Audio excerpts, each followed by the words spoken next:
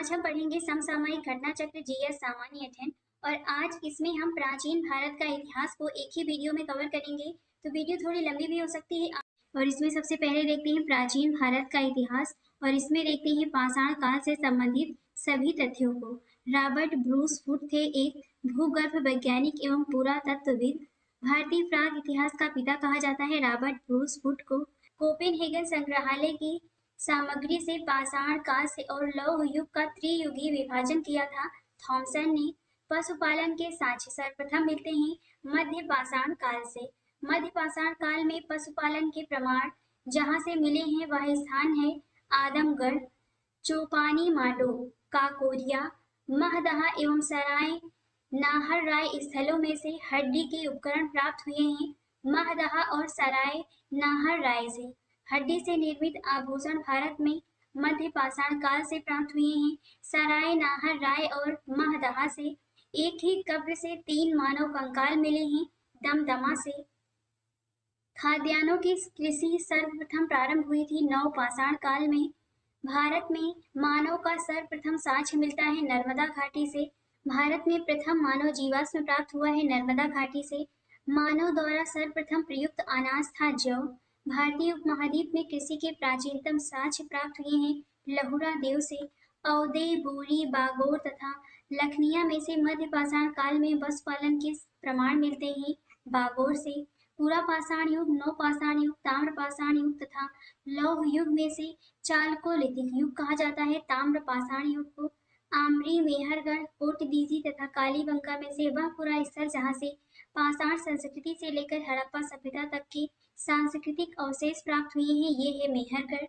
भारत में कृषि के प्राचीनतम साक्ष्य प्राप्त हुए हैं लहुरा देव तत्पश्चात मेहरगढ़ से। नवदा टोली का उत्खनन करवाया था एच.डी. सांगलिया ने। नवदा टोली अवस्थित है मध्य प्रदेश में। बृहद पाषाण स्मारकों की पहचान की गई है मृतक को दफनाने के स्थान के रूप में। राख का टीला, बुधिहाल, संगनकल्लू, कोलडिहवा तथा ब्रह्मागिरी में से जिस नवपाषाणिक स्थल से वह संबंधित है ये है संगनकल्लू। भीमबेटका प्रसिद्ध है गुफाओं के शैल चित्र के लिए। भारत में सर्वाधिक शैल चित्र प्राप्त हुए हैं भीमबेटका से। अजंता, भीमबेटका, बाग तथा अमरावती में से वह स्थल जो प्रागैतिहासिक चित्रकला के लिए प्रसिद्ध है ये है भीमबेटका। भीमबेटका गुफाएं स्थित हैं अब्दुल्लागंज, रायसेन, मध्य प्रदेश में। भारतीय पुरातत्ववेत्ता जिसने पहली बार भीमबेटका गुफा को देखा और उसके शैल चित्रों के प्रागैतिहासिक महत्व को समझे इनका नाम है वी.एस. वाकंकर। गैरिक मृदभांड पात्र का नामकरण हुआ था हस्तिनापुर में। ताम्रपाषाण काल में महाराष्ट्र के लोग मृतकों को घर के फर्श के नीचे दफनाते थे उत्तर से दक्षिण की ओर। ब्रह्मगिरी, भुजहोम, चिरांत तथा मास्की में से वह स्थल जहाँ से मानव कंकाल के साथ कुत्ते का कंकाल भी समाधान से प्राप्त हुआ है ये है बुर्जहोम। बुर्जहोम, कोलडिहवा, ब्रह्मागिरी एवं संगनकल्लू में से गर्द आवास के साक्ष्य प्राप्त हुए हैं बुर्जहोम से। चंद्रकेतुगढ़ प्रसिद्ध है टेराकोटा कला के लिए। गणेश्वर प्रसिद्ध है ताम्र कलाकृतियों के लिए। विंध्य क्षेत्र का वह शिलाश्रय जहाँ से सर्वाधिक मानव कंकाल मिले हैं लेख यह है। नूतन भूतन काल के अंत में सूखे के कारण विंध्यन क्षेत्र में भोजन की कमी के कारण लोगों ने गंगा घाटी क्षेत्र में प्रवास किया यह अवधारणा दिए थे जी.आर. शर्मा ने।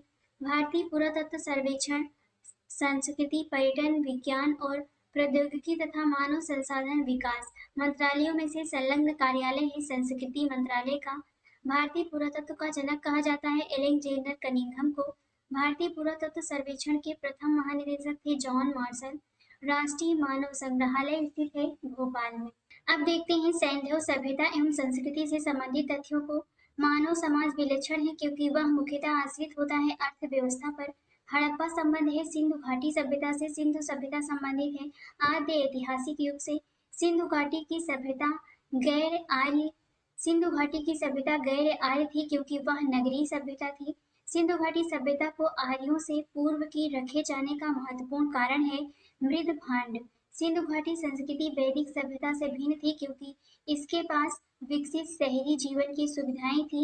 इसके पास चित्रलेखी लिपि थी। इसके पास लोहे और रक्षा शास्त्रों के ज्ञान का अभाव था।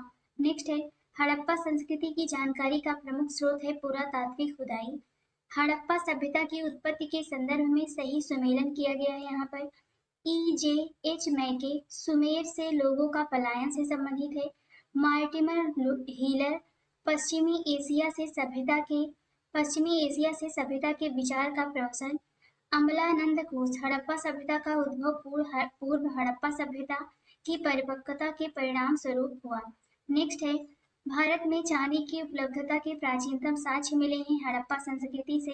हड़प्पा में मिट्टी के बर्तनों पर सामान्यतः उपयोग हुआ था लाल रंग का। मूर्ति पूजा का आरंभ माना जाता है पूर्व आर्य सभ्यता से। गाय, हाथी, गैंडा तथा पशुओं में से वह जिसका हड़प्पा संस्कृति में पाई गई मोहरों और टेराकोटा कलाकृति में निरूपण नहीं हुआ है, ये है गाय का। चनहुदड़ो, कोटदीजी, सोहगौरा तथा देसलपुर में हड़प्पाई स्थल नहीं है सोहगौरा। नेक्स्ट यहाँ पे सुमेलित किया गया है। प्राचीन स्थल है एक तरफ पुरातात्विक खोज है। लोथल, खोदीबाड़ा, कालीबंगा में जुता हुआ खेत मिला है। धौलावीरा में हड़प्पन लिपि के बड़े आकार के 10 चिन्हों वाला एक शिलालेख मिला है। बनावली से पक्की मिट्टी की बनी हुई हल की प्रतिकृति है। हड़प्पा समाधान 837 मोहनजोदड़ो से नर्तकी की मूर्ति प्राप्त हुई है। नेक्स्ट सुमेलित किया गया है। एक तरफ स्थल है एक तरफ नदी दी गई है। हड़प्पा रावी नदी के किनारे है। हस्तिनापुर गंगा नदी के किनारे। नागा अर्जुन कोंडा कृष्णा नदी, पैठन गोदावरी, कालीबंगा घग्गर, लोथल भोगवा नदी, रोपड़ सतलज नदी के किनारे है। सैंधव सभ्यता का महान स्नानागार प्राप्त हुआ मोहनजोदड़ो से। सुमेलित किया गया है। आलमगीरपुर उत्तर प्रदेश में है। लोथल गुजरात में है। कालीबंगा राजस्थान, रोपड़ पंजाब, बनावली हरियाणा, दैमाबाद महाराष्ट्र में है। राखीगढ़ी हरियाणा में, हुलास उत्तर प्रदेश, मांडा जम्मू कश्मीर, बालू हरियाणा, पाडरी गुजरात में स्थित है। सही सुमेलित किया गया है यहाँ पे। Harappa Dayaram Sahni, Hastinapur B Lal, Taxila John Marshall, Kausambi N.G. Majumdar, Lothal S.R. Rao, Surkotada J.B. Joshi, Dholavira J.B. Joshi, R.S. Bisht. तो ये किसने इसकी खुदाई करवाया था इसके बारे में दिया गया है। नेक्स्ट है हड़प्पा संस्कृति के सिंध में अवस्थित स्थल है मोहनजोदड़ो, चनहुदड़ो, जुडेरजोदड़ो, आमरी, कोटदीजी एवं अलीमुराद। चनहुदड़ो के उत्खनन का निर्देशन किया था J.H. मैके ने। कालीबंगा, हड़प्पा, लोथल एवं आलमगीरपुर में से सिंधु घाटी सभ्यता का वह स्थान जो पाकिस्तान में है, ये है हड़प्पा। रंगपुर जहाँ हड़प्पा की समकालीन सभ्यता थी, ये स्थित है सौराष्ट्र गुजरात में। हल का टेराकोटा प्राप्त हुआ है हड़प्पा कालीन स्थल बनावली से। दधेरी एक परवर्ती हड़प्पी पुरा स्थल है, ये पंजाब में है। हड़प्पा, मोहनजोदड़ो एवं लोथल में से सिंधु सभ्यता का वह स्थान जो भारत में स्थित है, लोथल गुजरात में है। वह हड़प्पाई नगर जिसका प्रतिनिधित्व लोथल का पुरातत्व स्थल करता है, वह स्थित है भोगवा नदी पर। सिंधु घाटी सभ्यता का पत्तन नगर था लोथल। कालीबंगा, रोपड़, पाटलिपुत्र तथा लोथल में से वह जो सिंधु घाटी की सभ्यता से संबंधित स्थल नहीं है, पाटलिपुत्र। भारत का सबसे बड़ा हड़प्पन पुरा स्थल है राखीगढ़ी। स्थापित सिंधु घाटी सभ्यता जिन नदियों के तट पर बसी थी वे थी सिंधु, चेनाब तथा झेलम। संपूर्ण सिंधु घाटी सभ्यता का सबसे बड़ा पुरा स्थल है राखीगढ़ी। सिंधु घाटी के लोग विश्वास करते थे मातृ शक्ति में। सिंधु घाटी के लोग पूजा करते थे मातृ देवी की, पशुपति की, लिंग एवं योनि की, पशुओं की, नागों एवं वृक्षों की। मोहनजोदड़ो एवं हड़प्पा की पुरातात्विक खुदाई के प्रभारी थे सर जॉन मॉर्सल। सिंधु घाटी सभ्यता के खोज निकालने में जिन 2 भारतीयों का नाम जुड़ा है वे हैं राखलदास बनर्जी, मोहनजोदड़ो की खोज की, तथा दयाराम साहनी, हड़प्पा की खोज। नेक्स्ट देखते हैं सिंधु सभ्यता के बारे में। सत्य कथन है नगरों में नालियों की सुदृढ़ व्यवस्था थी, व्यापार और वाणिज्य उन्नत दशा में था एवं मातृ देवी की उपासना की जाती थी। सिंधु घाटी सभ्यता जानी जाती है अपने नगर नियोजन के लिए, मोहनजोदड़ो और हड़प्पा के लिए अपने कृषि संबंधी कार्य के लिए एवं अपने उद्योगों के लिए। हड़प्पा का उत्खनन करने वाला प्रथम पुरातत्वविद जो इसके महत्व को नहीं समझ पाया था ये हैं A. Cunningham, R. D. Banerjee, K. N. Dikshit, M. S. Vats तथा V.A. स्मिथ में से वह जो हड़प्पा और मोहनजोदड़ो के उत्खनन से संबंधित नहीं थे, ये हैं V.A. स्मिथ। सही कालानुक्रम है नगर संस्कृति, लोहे का हल, आहत मुद्रा, चांदी के सिक्के, सोने के सिक्के। नेक्स्ट है सर्वप्रथम मानव ने जिस धातु का उपयोग किया वह है तांबा। हाथी दांत का पैमाना हड़प्पई सभ्यता में मिला है लोथल से। हड़प्पा कालीन स्थलों में से अभी तक जिस धातु की प्राप्ति नहीं हुई है ये है लोहा। आलमगीर, लोथल, मोहनजोदड़ो, बनावली में से वह स्थल जो घग्गर और उसकी सहायक नदियों की घाटी में स्थित है ये है बनावली। सही कथन है मोहनजोदड़ो, हड़प्पा, रोपड़ एवं कालीबंगा सिंधु घाटी सभ्यता के प्रमुख स्थल हैं। हड़प्पा के लोगों ने सड़कों तथा नालियों के जाल के साथ नियोजित नगरों का विकास किया। सही कथन दिया गया है मोहनजोदड़ो तथा हड़प्पा नगर अब बिल्कुल लुप्त हो गए हैं, वह खुदाई के दौरान प्रकट हुए थे। हड़प्पन संस्कृति के संदर्भ में शैल के स्थापत्य के प्रमाण मिले हैं धौलावीरा से। धौलावीरा जिस राज्य में स्थित है वह है गुजरात। वह हड़प्पाई नगर जो 3 भागों में विभक्त है ये है धौलावीरा। वह प्राचीन नगर जो अपने उन्नत जल संचयन और प्रबंधन प्रणाली के लिए प्रसिद्ध है, जहां बांधों की श्रृंखला का निर्माण किया गया था और संबद्ध जलाशयों में नहर के माध्यम से जल को प्रवाहित किया जाता था, ये है धौलावीरा। एक उन्नत जल प्रबंधन व्यवस्था का साक्ष्य प्राप्त हुआ है धौलावीरा से। पुनकाशी, धौलावीरा, लोथल एवं कालीबंगा से वह स्थल जहाँ से द्विसव संस्कार डबल बैरियल का प्रमाण मिला है ये है लोथल एवं कालीबंगा। हड़प्पन स्थल सनौली के अभी हाल में उत्खननों से प्राप्त हुए हैं मानव समाधान। हड़प्पा सभ्यता का स्थल मांडी में अवस्थित है, ये उत्तर प्रदेश में है। वस्त्रों के लिए कपास की खेती का आरंभ सबसे पहले किया गया भारत में।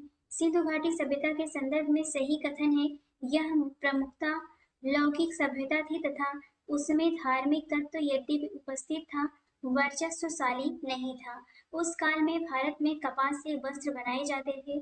सिंधु सभ्यता के संदर्भ में सही कथन है वे देवियों और देवताओं दोनों की पूजा करते थे। सिंधु घाटी सभ्यता से संबंध विख्यात वृषभ मुद्रा प्राप्त हुई थी मोहनजोदड़ो से। वह पशु जिसका अंकन हड़प्पा संस्कृति की मोहरों पर नहीं मिलता है घोड़ा, गाय एवं ऊंट का। जिस पशु के अवशेष सिंधु घाटी सभ्यता में प्राप्त नहीं हुए हैं वह है शेर। मृग पट्टिका पर उत्कीर्ण सींग युक्त देवता की कृति प्राप्त हुई है कालीबंगा से। वह सभ्यता जो नील नदी के तट पर पनपी मिस्र की सभ्यता है। माया, एस्टेक, मुइस्का, इंका सभ्यताओं का उत्तर से दक्षिण का सही क्रम है एज़टेक, माया, मुइस्का, इंका। लेखन कला की उचित प्रणाली विकसित करने वाली सर्वप्रथम प्राचीन सभ्यता थी सुमेरिया की। अब देखते हैं वैदिक काल से संबंधित तथ्यों को। आर्य शब्द इंगित करता है श्रेष्ठ वंश को। क्लासिकी संस्कृत में आर्य शब्द का अर्थ है एक उत्तम व्यक्ति। सबसे पुराना वेद है ऋग्वेद। त्रयी नाम है 3 वेदों के जिसमें है ऋग्वेद, यजुर्वेद एवं सामवेद। वह वैदिक ग्रंथ जिसमें वर्ण शब्द का सर्वप्रथम नामोल्लेख मिलता है ये है ऋग्वेद। वर्ण व्यवस्था से संबंधित पुरुष सूक्त मूलतः पाया जाता है ऋग्वेद में। सुमेलित किया गया है अथर्ववेद औषधियों से संबंधित, ऋग्वेद ईश्वर महिमा, यजुर्वेद बलिदान कर्मकांड विधि, सामदेव संगीत से। नेक्स्ट यहाँ पे सुमेलित है ऋग्वेद स्तोत्र एवं प्रार्थनाएं हैं, यजुर्वेद में स्रोत एवं कर्मकांड है, सामदेव में संगीत में स्रोत है, अथर्ववेद में तंत्र मंत्र एवं वशीकरण दिया गया है। नेक्स्ट है ऋग्वेद, यजुर्वेद, अथर्ववेद तथा सामवेद 4 वेदों में से वह जिसमें जादुई माया और वशीकरण का वर्णन है ये है अथर्ववेद में। ऋग्वेद में ऋचाएं हैं 10,552। ऋग्वेद है स्रोतों का संकलन। ऋग्वेद में मंडल है टोटल 10 मंडल दिया गया है। सुमेलित सही यहाँ पर है, एक तरफ वेद है एक तरफ ब्राह्मण है। ऋग्वेद में ऐत्रेय है, सामवेद में पंचविश, अथर्व में गोपद, यजुर्वेद में है शतपथ। ऋग्वेद का वह मंडल जो पूर्णतः सोम को समर्पित है ये है 9वां मंडल। यज्ञ संबंधी विधि विधानों का पता चलता है यजुर्वेद से। यजुर्वेद, सामवेद, अथर्ववेद में से वह जिसका संकलन ऋग्वेद पर आधारित है ये है सामवेद। तक्षशिला, अतरंजी खेड़ा, कौशाम्बी एवं हस्तिनापुर में से वह स्थल जिसकी खुदाई से लौह धातु के प्रचलन के प्राचीनतम प्रमाण मिले हैं अतरंजी खेड़ा से। उपनिषदों का मुख्य विषय है दर्शन। ऋग्वेद परवर्ती संहिताएं ब्राह्मण तथा उपनिषद में से वह वैदिक साहित्य जिसमें मोक्ष की चर्चा मिलती है, ये है उपनिषद। मोक्ष शब्द का सबसे पहले उल्लेख हुआ है श्वेताश्वर उपनिषद में। आध्यात्म ज्ञान के विषय में नचिकेता और यम का संवाद जिस उपनिषद में प्राप्त होता है वह है कठोपनिषद। उपनिषद काल के राजा अश्वपति शासक थे कैकेयी के। वैदिक साहित्य का सही क्रम है वैदिक संहिताएं ब्राह्मण आरण्यक उपनिषद। आरंभिक वैदिक साहित्य में सर्वाधिक वर्णित नदी है सिंधु। वैदिक नदी अस्किनी की पहचान की जाती है चेनाब नदी से। ऋग्वेद में जिन नदियों का उल्लेख अफगानिस्तान के साथ आर्यों के संबंध का सूचक है वह है कुभा और प्रोमो। एक तरफ यहाँ पर वैदिक नदियां दी गई हैं, एक तरफ उनका आधुनिक नाम है। कुभा का आधुनिक नाम है काबुल, परसुली का है रावी, सदानीरा का गंडक, सतुद्री का है सतलज। नेक्स्ट देखते हैं वेदोत्तर काल में प्रचलित तथा वेदोत्तर काल में प्रचलित प्रथा चतुष्टय है। 4 पुरुषार्थ धर्म अर्थ काम और मोक्ष। 4 आश्रम ब्रह्मचर्य गृहस्थाश्रम वानप्रस्थ तथा संन्यास। धर्म तथा रीत भारत की प्राचीन वैदिक सभ्यता के एक केंद्रीय विचार को चित्रित करते हैं। इस संदर्भ में सत्य कथन है। रीत मूलभूत नैतिक विधान है जो सृष्टि और उसमें अंतर्निहित सारे तत्वों के क्रियाकलापों को संचालित करता है। धर्म व्यक्ति के दायित्वों एवं स्वयं तथा दूसरे के प्रति व्यक्तिगत कर्तव्यों की संकल्पना था। नेक्स्ट है भारतीय संस्कृति के अंतर्गत रीत का अर्थ है प्राकृतिक नियम। नेक्स्ट है वैदिक देवताओं में उनका पुरोहित माना जाता था बृहस्पति को। लोपामुद्रा गार्गी लीलावती तथा सावित्री में से वह ब्रह्मवादिनी जिसने कुछ वेद मंत्रों की रचना की थी, ये है लोपामुद्रा। ऋग्वैदिक काल में निष्क शब्द का प्रयोग एक स्वर्ण आभूषण के लिए होता था, किंतु परवर्ती काल में उसका प्रयोग सिक्का में हुआ। ऋग्वैदिक काल में निष्क आभूषण था गले का। प्राचीन भारत में निशाका जाने जाते थे स्वर्ण आभूषण। 14वीं सदी ईसा पूर्व का बोगज कोई अभिलेख महत्वपूर्ण है क्योंकि यहाँ से प्राप्त अभिलेखों में वैदिक देवताओं एवं देवियों का नामोल्लेख प्राप्त होता है। वह अभिलेख जो ईरान से भारत में आर्यों के आने की सूचना देता है, ये है बोगज कोई। शंकराचार्य एनी बेसेंट विवेकानंद तथा बाल गंगाधर तिलक में से वह जिसने आर्यो आदि देश के बारे में लिखा था बाल गंगाधर तिलक। शतपथ ब्राह्मण में उल्लिखित राजा विदेह माधव से संबंधित ऋषि थे ऋषि गौतम राहुगण। उत्तर वैदिक काल में आर्य संस्कृति का धुर समझा जाता था कुरु पांचाल को। गोत्र शब्द का प्रयोग सर्वप्रथम हुआ था ऋग्वेद में। गोत्र प्रथा की स्थापना हुई थी उत्तर वैदिक काल में। पूर्व वैदिक आर्यों का धर्म प्रमुखता था प्रकृति पूजा और यज्ञ। ऋग्वेद काल में जनता मुख्यतः विश्वास करती थी बलि एवं कर्मकांड में। ऋग्वेद में उल्लिखित प्रसिद्ध 10 राजाओं का युद्ध लड़ा गया था परशुनी नदी के किनारे। सिंधु सरस्वती वितस्ता तथा जमुना में से वह नदी जिसे ऋग्वेद में मातेतमा देवीतमा एवं नदीतमा के रूप में संबोधित किया गया है, ये है सरस्वती। ऋग्वैदिक आर्यों के 5 जन थे यदु द्रुहु पुरु अनु एवं तर दुर्वसु। नेक्स्ट है प्राचीन काल में आर्यों के जीविकोपार्जन का मुख्य साधन था कृषि। ऋग्वेद में उल्लिखित यौ शब्द जिस कृषि उत्पाद हेतु प्रयोग किया गया है वह है जौ। सही सुमेलन है व्रीहि चावल, मृदक मूंग, यौ जौ, इच्छु का मतलब होता है गन्ना। नेक्स्ट है ऋग्वैदिक पणि नागरिक थे व्यापारी वर्ग के। वैदिक युग में प्रचलित लोकप्रिय शासन प्रणाली थी वंश परंपरागत राजतंत्र। वैदिक युगीन सभा थी मंत्री परिषद। सभा और समिति को प्रजापति की 2 पुत्रियां कहा गया है अथर्ववेद में। ऋग्वैदिक जन सभा जो न्यायिक कार्यों से संबंधित थी का नाम था सभा। आयुर्वेद अर्थात जीवन का विज्ञान का उल्लेख सर्वप्रथम मिलता है अथर्ववेद में। ऋग्वैदिक धर्म था एकैक्यवादी बहुदेववादी। सर्वाधिक ऋग्वैदिक सूत्र समर्पित है इंद्र को। ऋग्वेद में इंद्र के बाद सर्वाधिक संख्या में मंत्र संबंधित हैं अग्नि से। ऋग्वेद में युद्ध देवता समझा जाता है इंद्र को। पूर्व वैदिक आर्यों का सर्वाधिक लोकप्रिय देवता था इंद्र। वैदिक देवता इंद्र के विषय में सत्य कथन है वे झंझावत के देवता थे। वे वर्षा के देवता थे। 800 से 600 ईसा पूर्व का काल जुड़ा है ब्राह्मण युग से। गायत्री मंत्र के नाम से प्रसिद्ध मंत्र सर्वप्रथम मिलता है ऋग्वेद में। गायत्री मंत्र की रचना की थी विश्वामित्र ने।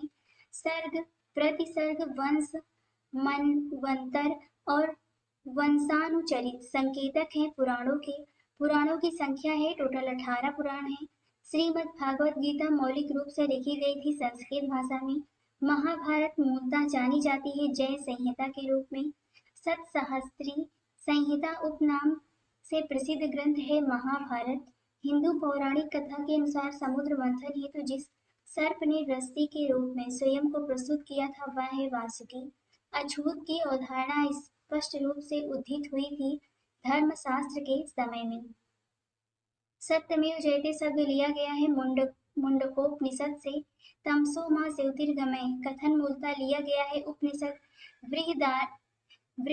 बृहदारण्यक उपनिषद से। वह उपनिषद जिसका शाब्दिक अर्थ सफेद घोड़ा है यह श्वेतांबर उपनिषद।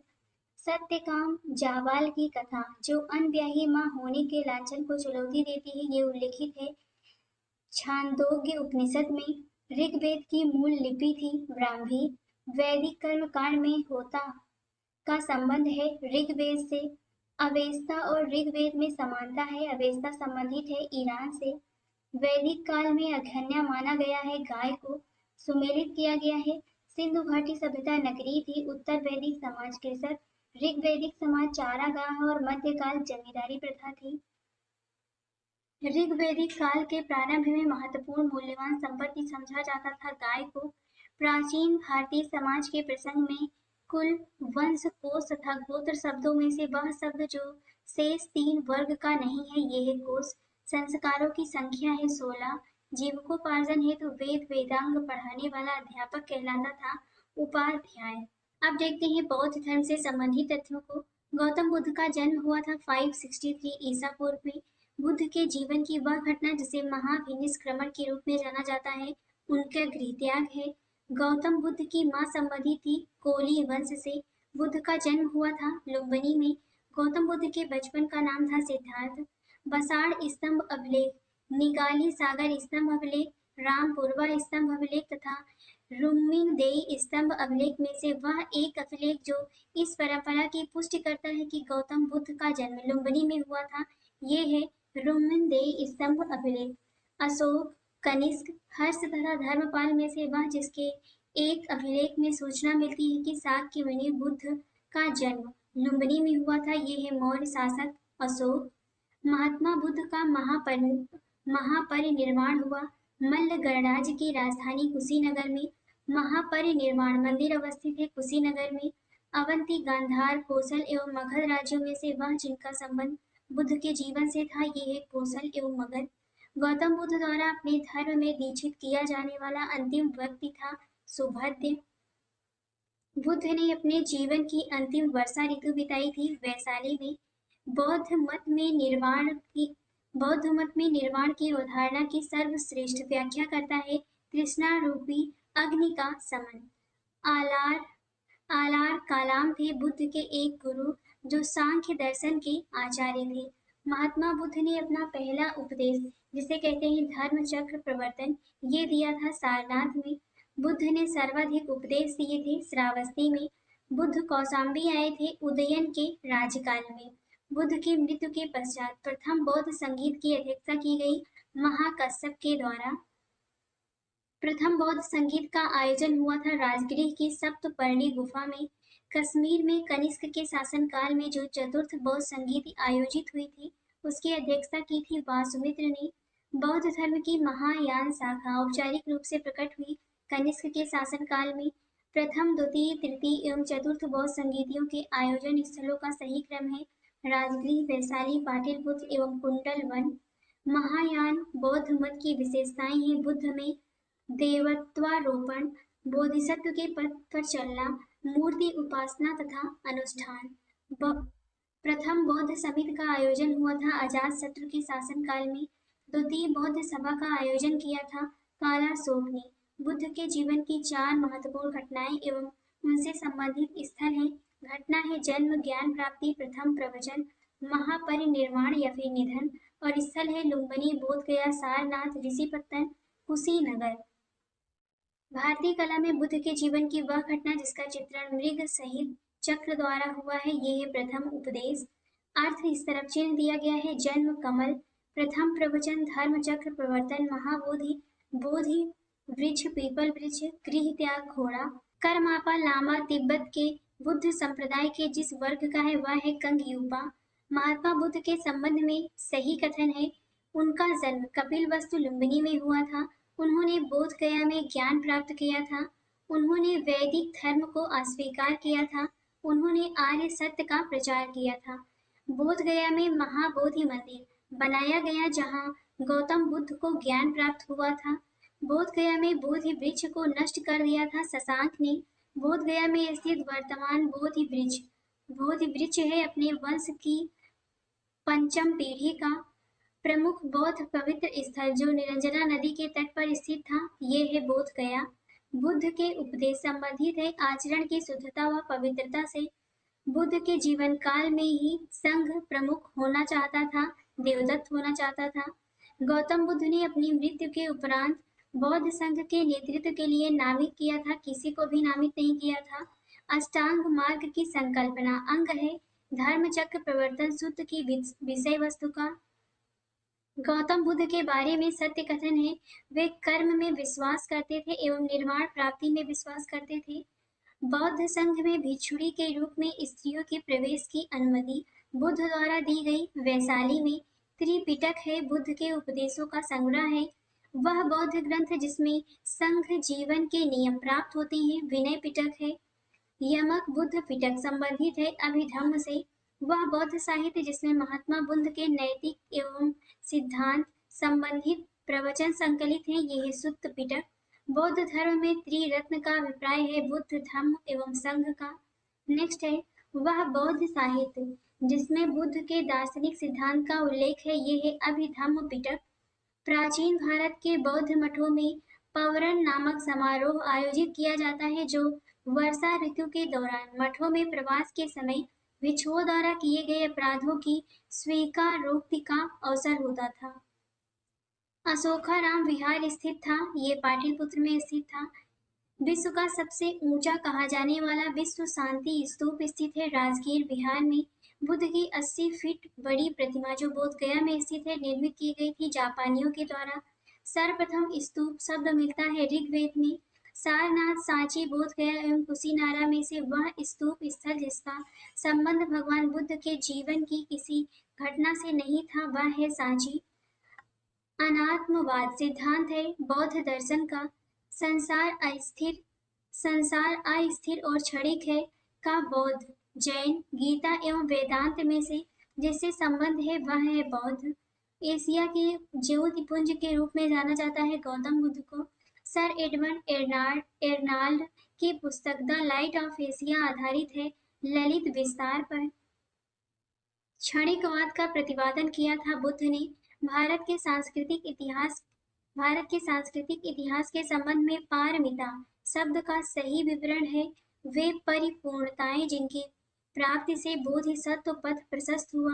बौद्ध धर्म के महायान और हीनयान संप्रदायों में सर्वाधिक मौलिक अंतर है देवी देवताओं की पूजा के आधार पर। गौतम बुद्ध को एक देवता का स्थान जिस राजा के युग में प्राप्त हुआ वह थे कनिष्क। भारत में पहले जिन मानव प्रतिमाओं को पूजा गया वह थी बुद्ध की। देश में जिस धर्म के लोगों ने मूर्ति पूजा की नींव रखी थी वह है गौतम बुद्ध। गांधार शैली की मूर्ति कला में बुद्ध के सारनाथ में हुए प्रथम धर्मोपदेश से संबंध प्रवचन मुद्रा का नाम है धर्मचक्र। बुद्ध की खड़ी प्रतिमा बनाई गई कुषाण काल में। भगवान बुद्ध की प्रतिमा कभी कभी एक हस्त मुद्रा युक्त दिखाई गई है जिसे भूमि स्पर्श मुद्रा कहा जाता है। यह प्रतीक है मार के प्रलोभनों के बावजूद अपनी शुचिता और शुद्धता का साक्षी होने के लिए बुद्ध का धरती का आवाहन। भूमि स्पर्श मुद्रा की सारनाथ बुद्ध मूर्ति संबंधित है गुप्त काल से। सुमेलित है यहाँ पर परिव्राजक, परित्यागी व भ्रमणकारी, श्रमण, भिक्षु, साधु, उपासक, बौद्ध धर्म का साधारण अनुगामी। मल्ल गणराज्य की राजधानी थी पावा और कुशीनगर में अशोक, कनिष्क, हर्षवर्धन तथा पुष्यमित्र शुंग में से बौद्ध मत के विस्तार में होने बौद्ध मत के विस्तार में योगदान देने वाले शासक थे अशोक, कनिष्क तथा हर्षवर्धन। सुमेलित है सारनाथ, अशोक का सिंह स्तंभ शीर्ष, नालंदा बौद्ध अधिगम की महान पेच, महायान बौद्ध धर्म में बोधिसत्व अवलोकितेश्वर को और जिस अन्य नाम से जानते हैं वह है पद्मपाणि। सत्य कथन है लोकोत्तरवादी संप्रदाय बौद्ध धर्म के महासंघिक संप्रदाय की एक शाखा थी। महासंघिकों द्वारा बुद्ध के देवत्वारोपण ने महायान बौद्ध धर्म को प्रोत्साहित किया। भावी बुद्ध जो संसार की रक्षा हेतु अवतरित होंगे का नाम है मैत्रेय। भारत के धार्मिक इतिहास के संदर्भ में सत्य कथन है बोधिसत्व अपने प्रबोध के मार्ग पर चलता हुआ करुणामय है। बोधिसत्व समस्त सचेतन प्राणियों को उनके प्रबोध के मार्ग पर चलने में सहायता करने के लिए स्वयं की निर्वाण प्राप्ति विलंबित करता है। बोधिसत्व पद्म प्राणी का चित्र सर्वाधिक प्रसिद्ध और प्रायः चित्रित चित्रकारी है जो स्थित है अजंता में। हीनयान अवस्था का विशालतम एवं सर्वाधिक विकसित शैलकृत चैत्य गृह स्थित है कार्ले में। वह शैलकृत गुफा जिसमें 11 सिरों के बोधिसत्व का अंकन मिलता है ये स्थित है कनहेरी महाराष्ट्र में। प्रथम शताब्दी ईस्वी में जिस भारतीय बौद्ध भिक्षुक को चीन भेजा गया था वह है नागार्जुन। शून्यता के सिद्धांत का सर्वप्रथम प्रतिपादन करने वाले बौद्ध दार्शनिक का नाम है नागार्जुन। नागार्जुन जिस बौद्ध संप्रदाय के थे वह है माध्यमिक। विक्रमशिला वाराणसी गिरनार एवं उज्जैन में से बौद्ध शिक्षा का केंद्र है विक्रमशिला। वल्लभी विश्वविद्यालय स्थित था गुजरात में। नालंदा विश्वविद्यालय के संस्थापन का युग है गुप्त काल। नेक्स्ट है नालंदा विश्वविद्यालय के संस्थापक थे कुमार गुप्त। नालंदा विश्वविद्यालय विश्व प्रसिद्ध था बौद्ध धर्म दर्शन के लिए। नालंदा महाविहार के पतन का कारण था राजकीय प्रश्रय मिलना बंद होना और अंततः इस्लामी आक्रमण। नव नालंदा महाविहार विख्यात है पाली अनुसंधान संस्थान के लिए। बौद्ध धर्म और जैन धर्म दोनों में समान रूप से विद्यमान था। वेद प्रमाण के प्रति अनास्था, कर्मकांडों की फलवत्ता का निषेध, प्राणियों की हिंसा का निषेध यानी कि अहिंसा।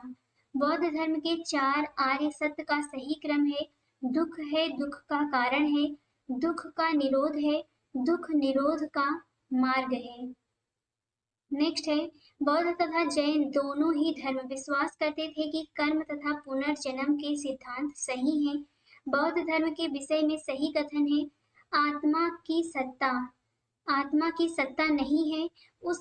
उसने वर्ण एवं जाति को अस्वीकार नहीं किया। उसने ब्राह्मण वर्ग की सर्वोच्च सामाजिक कोटि को चुनौती दी। उसने कुछेक शिल्पों को निम्न माना। बौद्ध धर्म के विस्तार के कारणों में सम्मिलित थे धर्म की सादगी, दलितों के लिए विशेष अपील, धर्म की मिशनरी भावना, स्थानीय भाषा का प्रयोग। आरंभिक मध्ययुगीन समय में बौद्ध धर्म का पतन जिस कारण से शुरू हुआ वह है उस समय तक बुद्ध विष्णु के अवतार समझे जाने लगे और वैष्णव धर्म का हिस्सा बन गए। भारत के धार्मिक इतिहास के संदर्भ में सत्य कथन है सर्वास्तिकवादियों की मान्यता थी कि दृक् विषय फिनोमिना के अवयव पूर्णतः क्षणिक नहीं है अपितु अव्यक्त रूप से सदैव विद्यमान रहते हैं। कुछ शैलकृत बौद्ध गुफाओं को चैत्य कहते हैं जबकि अन्य को विहार। दोनों में अंतर है कि चैत्य पूजा का स्थल होता है जबकि विहार बौद्ध भिक्षुओं का निवास स्थान है। वह बौद्धशाला जो सल्तनत काल में सबसे प्रभावशाली थी व्रजयान है। पूर्वी भारत के पाल शासक समर्थक थे बौद्ध मत के।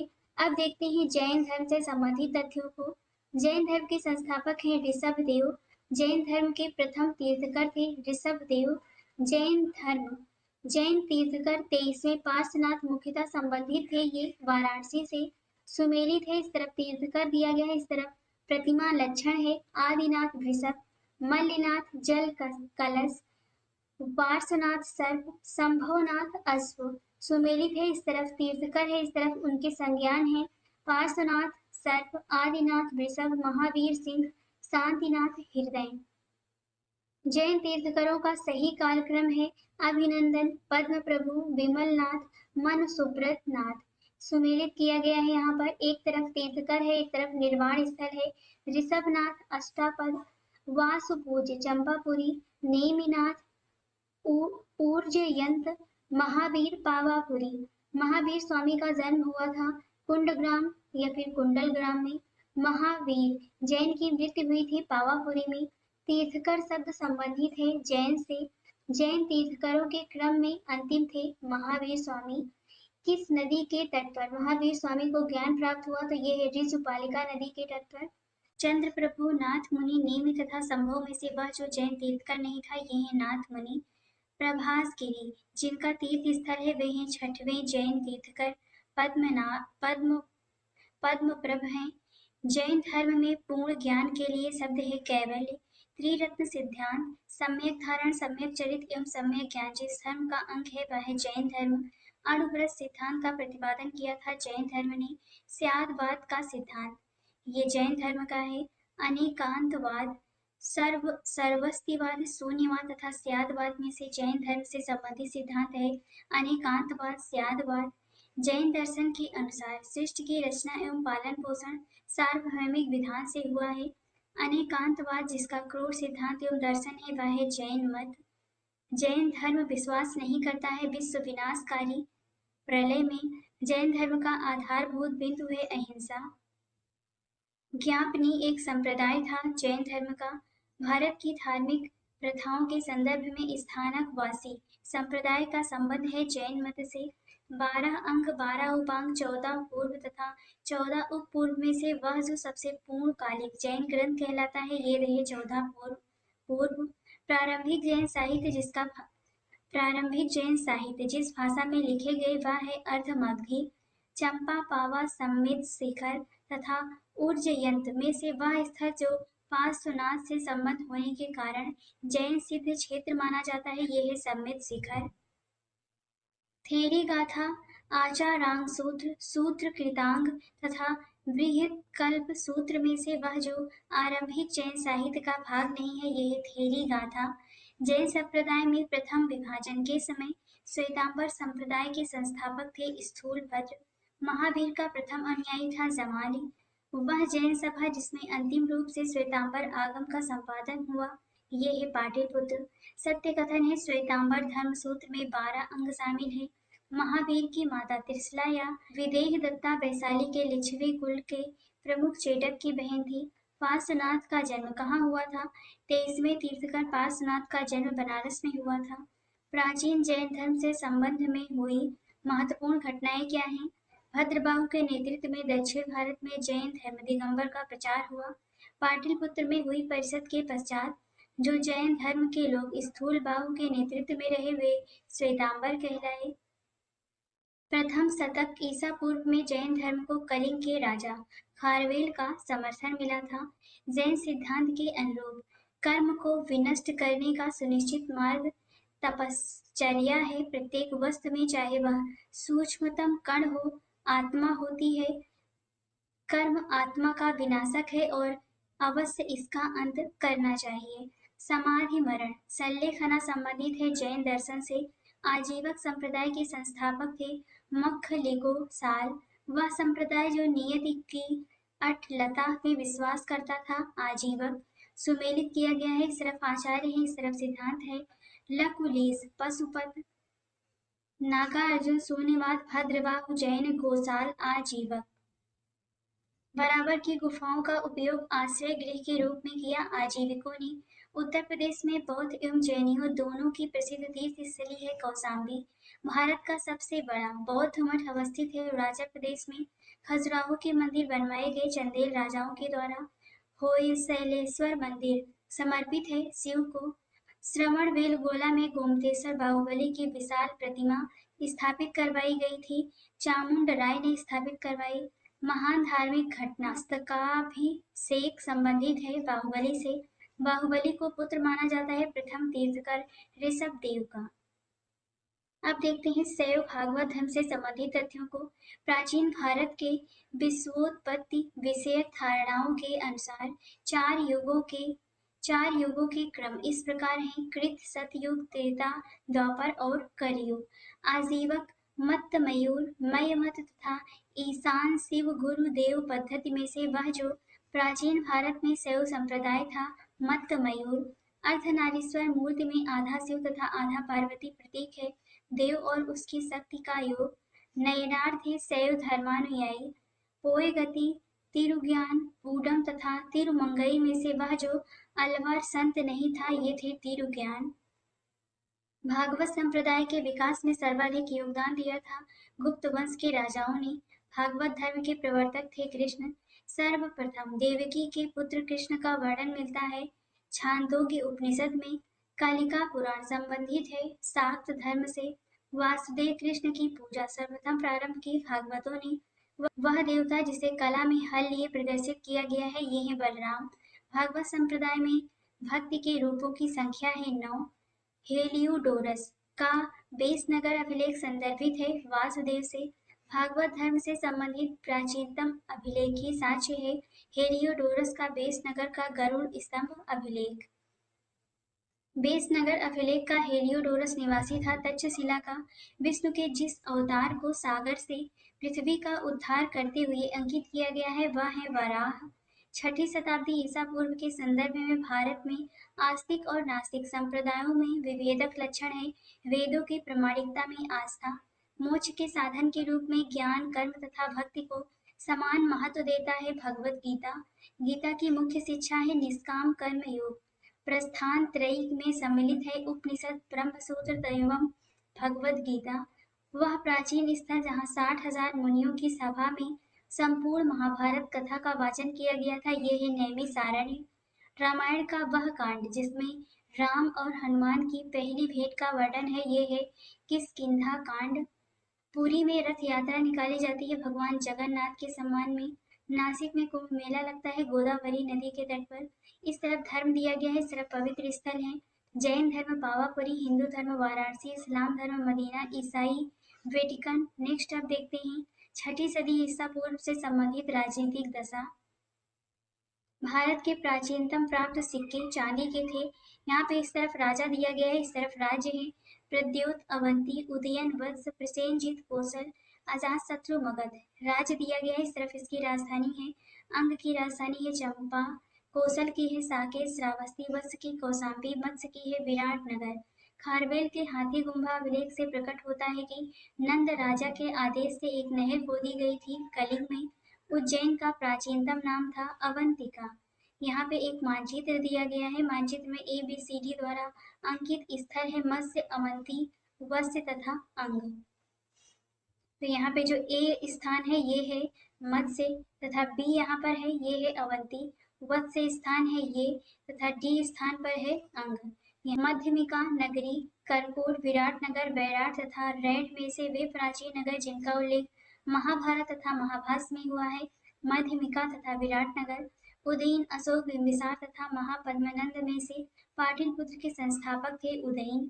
सर्वप्रथम पाटलिपुत्र की राजधानी के रूप में चयन किया गया उदयन के द्वारा। उदयनवासवदत्ता की दंत कथा संबंधित है उज्जैन से। मगध साम्राज्य की राजधानी पाटलिपुत्र के बारे में सत्य कथन है। पाटलिपुत्र उत्तर में गंगा नदी से एवं पश्चिम में सोन नदी से घिरा हुआ था।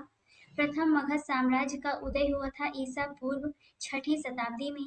गांधार, कंबोज, काशी तथा मगध में से वह जो ईसा पूर्व 6ठी शताब्दी में प्रारंभ में भारत का सर्वाधिक शक्तिशाली नगर राज्य था मगध।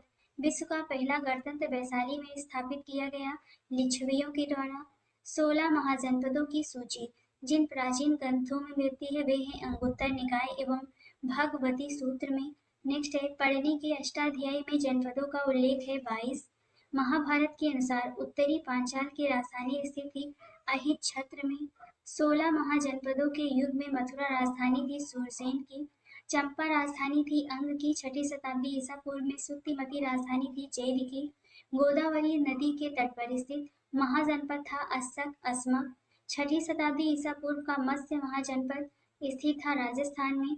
मगध की प्रारंभिक राजधानी राजगृह गिरिब्रज थी। गिरिब्रज राजगृह पाटलिपुत्र तथा कौशाम्बी में से वह जो मगध साम्राज्य की राजधानी नहीं रहा ये है कौशाम्बी। प्राचीन श्रावस्ती का नगर विन्यास है अर्धचंद्राकार। मगध का प्रारंभिक शासक जिसने राज्यारोहण के लिए अपने पिता की हत्या एवं स्वयं इसी कारणवश अपने पुत्र द्वारा मारा गया ये है अजातशत्रु। अजातशत्रु के वंश का नाम था हर्यक वंश। मगध साम्राज्य में वज्जीकर्ण संघ को हराकर आत्मसात किया अजातशत्रु ने। मालवा क्षेत्र पर मगध की सत्ता का विस्तार हुआ था शिशुनाग के शासन काल में। मगध में नंद वंश का संस्थापक था महापद्म नंद उग्रसेन। नंद वंश के पश्चात मगध पर शासन किया मौर्य राजवंश ने। राजा नंद का उल्लेख करने वाला अभिलेखीय प्रमाण है खारवेल का हाथी गुम्बा अभिलेख। मगध पर शासन करने वाले राजवंशों का कालक्रम है हर्यक वंश, शिशुनाग वंश, नंद वंश, मौर्य वंश तथा शुंग वंश। मगध का सम्राट जो अपरो परशुराम के नाम से जाना जाता है ये है महापद्मनंद। बौद्ध धर्म के उदय का कारण था विश्व के सभी भागों में ईसा पूर्व 6वीं शताब्दी एक महान धार्मिक उथल पुथल का काल था।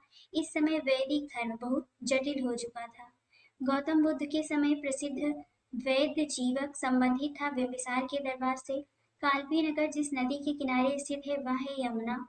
यहाँ पे दिया गया है उत्तर प्रदेश के प्राचीन जनपद तथा उसकी राजधानी। कुरु की राजधानी है इंद्रप्रस्थ, पांचाल की अहिच्छत्र, कौशल की है साकेत, वत्स की कौशाम्बी। सही सुमेलन है एक तरफ महाजनपद है एक तरफ राजधानी है, मत्स्य की है विराटनगर, सूरसेन की मथुरा, अस्मक की है पोतन।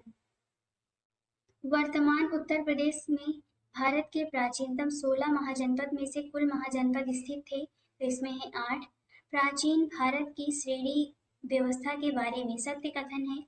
श्रेणी व्यापारियों और कारीगरों का संगठन थी। उत्पादित वस्तुओं की गुणवत्ता और कीमत संबंधित श्रेणी द्वारा निर्धारित की जाती थी। श्रेणी अपने सदस्यों के आचरण पर भी नियंत्रण रखा करती थी। उत्तर भारत के साथ साथ दक्षिण भारत में भी श्रेणियों के प्रचलन का उल्लेख मिलता है। अब देखते हैं यूनानी आक्रमण से संबंधित तथ्यों को। सिकंदर के हमले के समय उत्तर भारत पर शासन था नंद राजवंश का। मगध का राजा जो सिकंदर महान के समकालीन था ये था धनानंद। सिकंदर भारत में कितने समय तक रहा? लगभग 2 वर्ष के अभियान के पश्चात सिकंदर महान 325 ईसा पूर्व में भारत छोड़ दिया। इस तरफ यहाँ पे राजा दिया गया है, इस तरफ वंश है। डेमेट्रियस हिंद यूनानी, रुद्रदामन शक, गोंडोफर्नीस पहलव, विमक डफिसस कुषाण से संबंधित हैं। नेक्स्ट है युद्ध भूमि में बड़ी संख्या में सैनिकों के मारे जाने अथवा आहत हो जाने के बाद जिस भारतीय गण अथवा राज्य की स्त्रियों ने सिकंदर के विरुद्ध शस्त्र धारण किया था वह है मत्सग। भारत में सिकंदर की सफलता के कारण थे उस समय भारत में कोई केंद्रीय सत्ता नहीं थी, उसकी फौज बेहतर थी, उसे देशद्रोही शासकों से सहायता मिली। वह वीर भारतीय राजा जिसे सिकंदर ने झेलम के तट पर पराजित किया था पुरुपोरस, नियार्कस, अनेसिक्रिटस, टाइमेकस तथा अरिस्टोब्यूलस में से वह जो सिकंदर के साथ भारत में नहीं आया था ये है डाइमेकस। अब देखते हैं मौर्य साम्राज्य से संबंधित तथ्यों को। प्रथम भारतीय साम्राज्य स्थापित किया गया था चंद्रगुप्त मौर्य के द्वारा।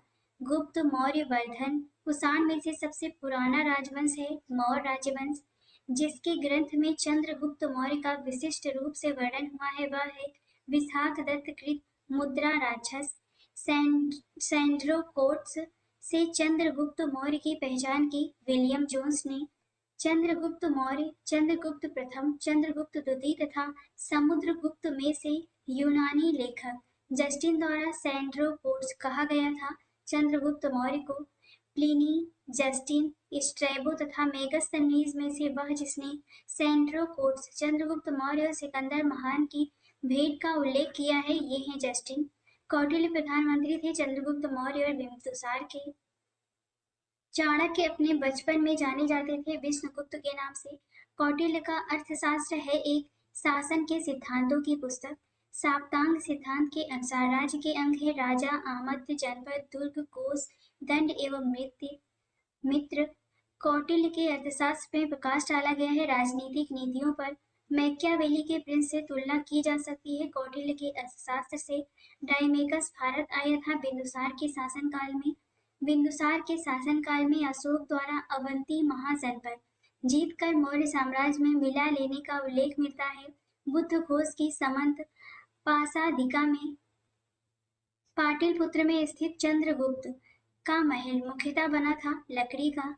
जिस प्राचीन नगर के अवशेष कुम्भहार स्थल से प्राप्त हुए हैं वह है पाटलिपुत्र। बुलंदी बाग प्राचीन था पाटलिपुत्र का।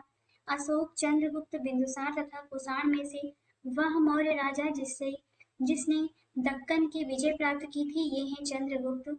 मालवा, गुजरात एवं महाराष्ट्र पहली बार जीता चंद्रगुप्त मौर्य ने। वह अभिलेख जिससे यह प्रमाणित होता है कि चंद्रगुप्त का प्रभाव पश्चिम भारत पर था रुद्रदामन का जूनागढ़ शिलालेख।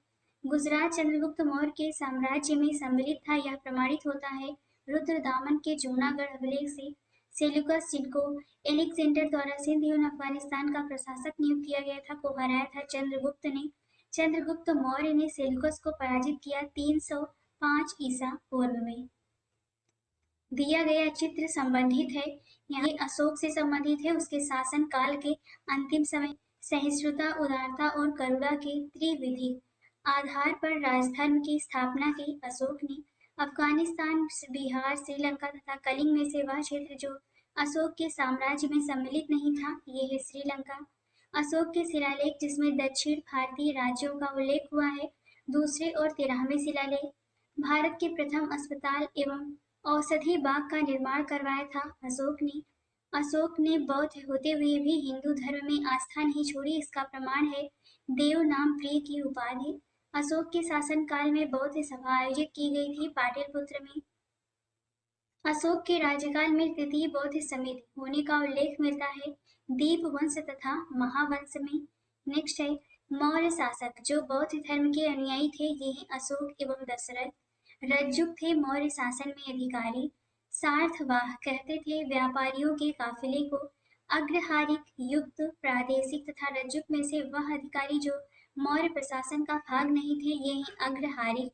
सारनाथ स्तंभ का निर्माण किया था अशोक ने। सर्वश्रेष्ठ स्तूप मानते हैं सांची को। सांची का स्तूप बनवाया था अशोक ने। विश्व प्रसिद्ध पर्यटन स्थल सांची का प्राचीन नाम था काकड़ाम। इस तरफ स्थान दिया गया है स्मारक भग्नावशेष दिया गया है। तो पहला है कौशाम्बी, घोषिताराम मठ, कुशीनगर राणा भर स्तूप, सारनाथ धमेक स्तूप श्रावस्ती में सहित महित है। नेक्स्ट है सम्राट अशोक की तीर्थ यात्रा का सही क्रम है लुम्बिनी, कपिलवस्तु, बोधगया, सारनाथ, कुशीनगर और श्रावस्ती। अशोकों के शिलालेख में प्रयुक्त भाषा है प्राकृत भाषा। कालसी, गिरनार, शाहबाजगढ़ी तथा मेरठ में से वह अशोककालीन अभिलेख जो खरोष्ठी लिपि में है ये है शाहबाजगढ़ी। पत्थर पर प्राचीनतम शिलालेख थे प्राकृत भाषा में। अशोक के शिलालेखों को सर्वप्रथम पढ़ा था जेम्स प्रिंसेप ने। ब्राह्मी लिपि का प्रथम उद्दाचन किया गया पत्थर की पट्टियों पर। ब्राह्मी लिपि को सर्वप्रथम पढ़ा था जेम्स प्रिंसेप ने। सम्राट अशोक के राजादेशों का सबसे पहले विकूटन किया था जेम्स प्रिंसेप ने। मौर्य साम्राज्य के पेशावर के निकट उत्तर पश्चिम भाग में अशोक के शिलालेख थे खरोष्ठी लिपि में। वह स्थान जहाँ प्राक अशोक ब्राह्मी लिपि का पता चला है अनुराधापुर। प्राचीन भारत में एक लिपि जो दाईं ओर से बाईं ओर लिखी जाती है ये है खरोष्ठी। अशोक का अपने शिलालेखों में सामान्यतः जिस नाम से उल्लेख हुआ है वह है प्रियदर्शी। अशोक के प्रस्तर स्तंभों पर बढ़िया पॉलिश है, ये अखंड है। स्तंभों का सैफ्ट सुंडाकार है। मास्की, गुर्जरा, नेक्तूर एवं उडेगोलम अभिलेखों में नाम मिलता है अशोक का। नेक्स्ट है वह उभारदार मूर्ति शिल्प रिलीफ स्कल्पचर शिलालेख जिसमें अशोक के प्रस्तर रूप चित्र के साथ राणेव अशोक, राजा अशोक उल्लिखित है ये है कंगन हल्ली। अशोक का रुमिनदेई स्तंभ संबंधित है बुद्ध के जन्म से। गुजर्रा लघु शिलालेख जिसमें अशोक का नामोल्लेख किया गया है ये स्थित है मध्य प्रदेश के दतिया जिले में। केवल वह स्तंभ जिसमें अशोक ने स्वयं को मगध का सम्राट बताया है भाब्रू स्तंभ है। उत्तराखंड में सम्राट अशोक के शिलालेखों की एक प्रति है कालसी में। कलिंग युद्ध की विजय तथा क्षतियों का वर्णन अशोक के जिस शिलालेख में है वह है शिलालेख 13। नेक्स्ट है अशोक का पूर्ण रूपेण धार्मिक सहिष्णुता के प्रति समर्पित अभिलेख है शिलालेख 12। अशोक के जो प्रमुख शिलालेख संगम राज्य के विषय में हमें बताते हैं उनमें सम्मिलित है दूसरा और 13वां शिलालेख। नेक्स्ट है चोल पांड्य सतीपुत्र तथा सातवाहन में से वह दक्षिणी राज्य जिसका उल्लेख अशोक के अभिलेखों में नहीं है, ये है सातवाहन। अशोक का वह अभिलेख जिसमें पारंपरिक अवसरों पर पशु बलि पर रोक लगाई गई है, ऐसा लगता है कि यह पाबंदी पशुओं के वध पर थी। पांचवा स्तंभ अभिलेख है टॉलेमी फिलाडेल्फस तुर्क में जिसके साथ अशोक के राजनय संबंध थे, ये शासक था मिस्र का। चोल गुप्त मौर्य तथा पल्लव में से वह राजवंश जिसके शासकों के सुदूर देशों जैसे सीरिया एवं मिस्र के साथ राजकीय संबंध थे, मौर्य। अशोक के धम्म का मूल संदेश है शांति अहिंसा बड़ों का सम्मान धार्मिक सहनशीलता। प्राचीन भारतीय अभिलेखों में से वह एक खाद्यान्न जिसे देश में संकट काल में उपयोग हेतु सुरक्षित रखने के बारे में प्राचीनतम शाही आदेश है सोह गौरा ताम्रपत्र। मौर्य काल में टैक्स को छुपाने चोरी के लिए दिया जाता था मृत्युदंड। प्रसिद्ध यूनानी राजदूत मेगस्थनीज भारत में आए थे चंद्रगुप्त मौर्य के दरबार में। सत्य कथन है अशोक ने कलिंग को मौर्य साम्राज्य में जोड़ लिया था। कलिंग दक्षिण भारत को जाने वाले स्थलीय एवं समुद्री मार्गों को नियंत्रित करता था। मेगास्थनीज ने अपने ग्रंथ इंडिका में भारतीय समाज को विभाजित किया 7 श्रेणियों में। मेगास्थनीज दूत था सेल्यूकस निकेटर का। अर्थशास्त्र मुद्रा राक्षस मेगास्थनीज की इंडिका तथा वायु पुराण में से वह स्रोत जिसमें उल्लिखित है कि प्राचीन भारत में दासिता नहीं थी, मेगास्थनीज की इंडिका में वह स्रोत जिसमें पाटलिपुत्र के प्रशासन का वर्णन उपलब्ध है इंडिका। वह स्रोत जो मौर्यों के नगर प्रशासन का विस्तृत विवरण प्रस्तुत करता है मेगास्थनीज की इंडिका है। वर्तमान नगर पालिका प्रशासन का वह कार्य जो मौर्य काल से जारी है, जन्म एवं मृत्यु का पंजीकरण। मौर्य नरेशों द्वारा किए गए विकास के संबंध में सही है संस्कृति कला व साहित्य। प्रांतीय विभाजन हिंदकुश तथा साम्राज्य भाग एवं बलि थे राजस्व के स्रोत।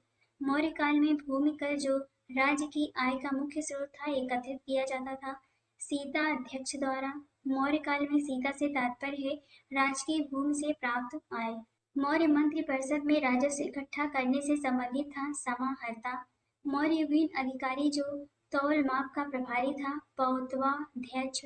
मौर्य काल में एक ग्रोनोमोई अधिकारी का संबंधित क्षेत्र था मार्ग निर्माण। नेक्स्ट है पंकोदक सन्निरोधे मौर्य प्रशासन द्वारा लिया जाने वाला जुर्माना था सड़क पर कीचड़ फैलाने पर। मौर्य काल में शिक्षा का सर्वाधिक प्रसिद्ध केंद्र था तक्षशिला। कौटिल्य के अर्थशास्त्र के अनुसार मौर्यकालीन न्याय व्यवस्था में न्यायालय अस्तित्व में थे धर्म स्थैर्य एवं कंटक शोधन। भारत के सांस्कृतिक इतिहास के संदर्भ में इतिवृत्तों राजवंशी इतिहासों तथा वीर गाथाओं को कंठस्थ करना व्यवसाय था मागध एवं सूत वर्गों का। गांवों के शासन में स्वायत्त शासी पंचायतों के माध्यम से संचालित करने की व्यवस्था का सूत्रपात किया द्रविड़ों ने। प्राचीन भारत का ग्रंथ जिसमें पति द्वारा परित्यक्त पत्नी के लिए विवाह विच्छेद की अनुमति दी गई है अर्थशास्त्र में। जातक मनुस्मृति याज्ञवल्क्य एवं अर्थशास्त्र में से पुनर्विवाह वर्जित है मनुस्मृति में। विदेशियों को भारतीय समाज में मनु द्वारा दिया गया सामाजिक स्तर था व्रात्य क्षत्रियों का। प्राचीन भारत के यात्रियों का सही क्रम है मेगस्थनीज फाह्यान ह्वेनसांग इत्सिन। इस तरफ व्यक्ति दिया गया है, इस तरफ अन्य नाम है। चंद्रगुप्त का अन्य नाम है सैंड्रोकोट्टस। बिंदुसार का अमित्र घात। अशोक का प्रियदर्शी। चाणक्य का विष्णुगुप्त कौटिल्य। अंतिम मौर्य सम्राट था बृहद्रथ। शुंग वंश के विषय में सत्य कथन है अंतिम मौर्य शासक बृहद्रथ की हत्या उसके प्रधान सेनापति पुष्यमित्र शुंग ने की थी तथा मगध में शुंग वंश की स्थापना की।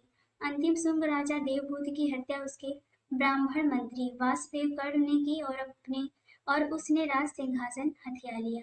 नेक्स्ट है जल की आवश्यकता को ध्यान में रखते हुए जिस प्रथम शासक ने गिरनार क्षेत्र में सुदर्शन झील का निर्माण करवाया ये थे चंद्रगुप्त मौर्य।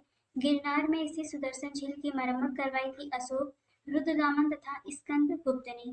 वह अभिलेख जिसमें समुद्रगुप्त और अशोक दोनों का उल्लेख किया गया है यह है महाक्षत्रप रुद्रदामन का जूनागढ़ अभिलेख। महाक्षत्रप रुद्रदामन के जूनागढ़ अभिलेख पर पाए गए हैं अशोक के अभिलेख। बराबर पहाड़ी की गुफाओं के विषय में सत्य कथन है। इस पहाड़ी पर कुल 4 गुफाएं हैं। 3 गुफाओं की दीवार पर अशोक के अभिलेख उत्कीर्ण हैं। ये अभिलेख इन गुफाओं को आजीविकों को समर्पित होने का उल्लेख करते हैं। सही सुमेलन है Sarnath, lion capital of Ashok. सही सुमेलन है sent seat of Buddhist learning, Nalanda में। मौर्यकालीन मूर्तियों में मणिभद्र यक्ष नाम से अंकित मूर्ति प्राप्त हुई है। पर खम से अब देखते हैं मौर्योत्तर काल से संबंधित तथ्यों को। वह हिंद यमन शासक जिसने शीशे के सिक्के जारी किए, स्ट्रेटो सेकेंड। बिंबिसार, गौतम बुद्ध, मिलिंद तथा प्रसेनजीत में से वह एक जो अन्य तीनों के समसामयिक नहीं था, ये है मिलिंद। काव्य शैली का प्राचीनतम नमूना मिलता है कठियावाड़ के रुद्रदामन अभिलेख से। रुद्रदामन प्रथम की विभिन्न उपलब्धियां वर्णित है जूनागढ़ के अभिलेख में। बिना बेगार के सुदर्शन झील का जीर्णोद्धार कराया रुद्रदामन प्रथम ने। वह शासक जिसके सिक्कों पर संकर्षण एवं वासुदेव दोनों अंकित हैं, अगाथोक्लीज हैं। कार दमक, क्षत्रपों ने जिस धातु में अति दुर्लभ सिक्के प्रसिद्ध किए वह धातु है ताम्र। सही सुमेलित यहाँ पे किया गया है। इसमें एक तरफ शासक दिया गया है, एक तरफ राजवंश है। डिमेट्रियस हिंद यूनानी, रुद्रदामन शक, गोंडो फर्नीस पहलव, बिम कुषाण थे। नेक्स्ट है उत्तरी तथा उत्तरी पश्चिमी भारत में सर्वाधिक संख्या में तांबे के सिक्के को जारी किया था कुषाणों ने। प्राचीन भारत में नियमित रूप से सोने के सिक्के चलाए कुषाणों ने। विमकड़फिसेस कनिष्क, नाहपाण एवं बुद्धगुप्त में से जिसके सिक्कों पर बुद्ध का अंकन हुआ है वह है कनिष्क। वह शासक जिसको सर्वप्रथम सोने के सिक्के जारी करने का श्रेय दिया जाता है ये है विमकड़फिसेस। विमकड़फिसेस कुजुल, कड़फिसेस कनिष्क तथा वर वर्मवीज में से हर्मवीज में से वह जिसने भारत में स्वर्ण सिक्कों का प्रचलन नियमित उपयोग के लिए किया ये है विमकड़फिसेस ने। यौधेय सिक्कों पर अंकन मिलता है कार्तिकेय का। कनिष्क के सारनाथ बौद्ध प्रतिमा अभिलेख की तिथि है 81 ईस्वी सन। कुषाण शासक कनिष्क का राज्याभिषेक हुआ था 78 ईस्वी में। शक संवत प्रारंभ किया गया 78 ईस्वी में। विक्रम एवं संवत में अंतर है वर्षों का 135 वर्ष। विक्रम संवत प्रारंभ हुआ 57 ईसा पूर्व में। 1931, 1952, 2066 तथा 2087 में से वह वर्ष जो दिसंबर 2009 में शक संवत का वर्ष है ये है 1931। अश्वघोष, वसुमित्र, कालिदास तथा कंबन में से वह जो कनिष्क का समकालीन था अश्वघोष,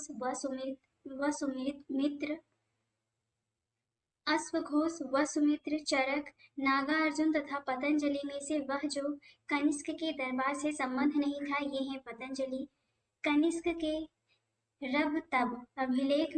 कनिष्क के रब तक अभिलेख में किन नगरों का उल्लेख है? साकेत, कौशाम्बी, पाटलिपुत्र तथा चंपा का। तक्षशिला विश्वविद्यालय में शिक्षा प्राप्त की थी चरक तथा जीवक ने। पुष्यमित्र शुंग द्वारा 2 अश्वमेध यज्ञ किए जाने के बारे में जानकारी प्राप्त होती है अयोध्या लेख से। शुंग वंश के बाद भारत पर राज किया कण्व वंश ने। अश्वघोष, पार्श्व, वासुमित्र तथा विशाखदत्त में से वह जो कनिष्क प्रथम के दरबार में नहीं गया था ये है विशाखदत्त। पुष्यमित्र शुंग, खारवेल, गौतमीपुत्र सातकर्णी, वासुदेव एवं समुद्रगुप्त में से वह शासक जो वर्ण व्यवस्था का रक्षक कहा जाता है ये है गौतमीपुत्र सातकर्णी। मौर्यों के बाद दक्षिण भारत में सबसे प्रभावशाली राज्य था सातवाहन। सिमुक संस्थापक था सातवाहन वंश का।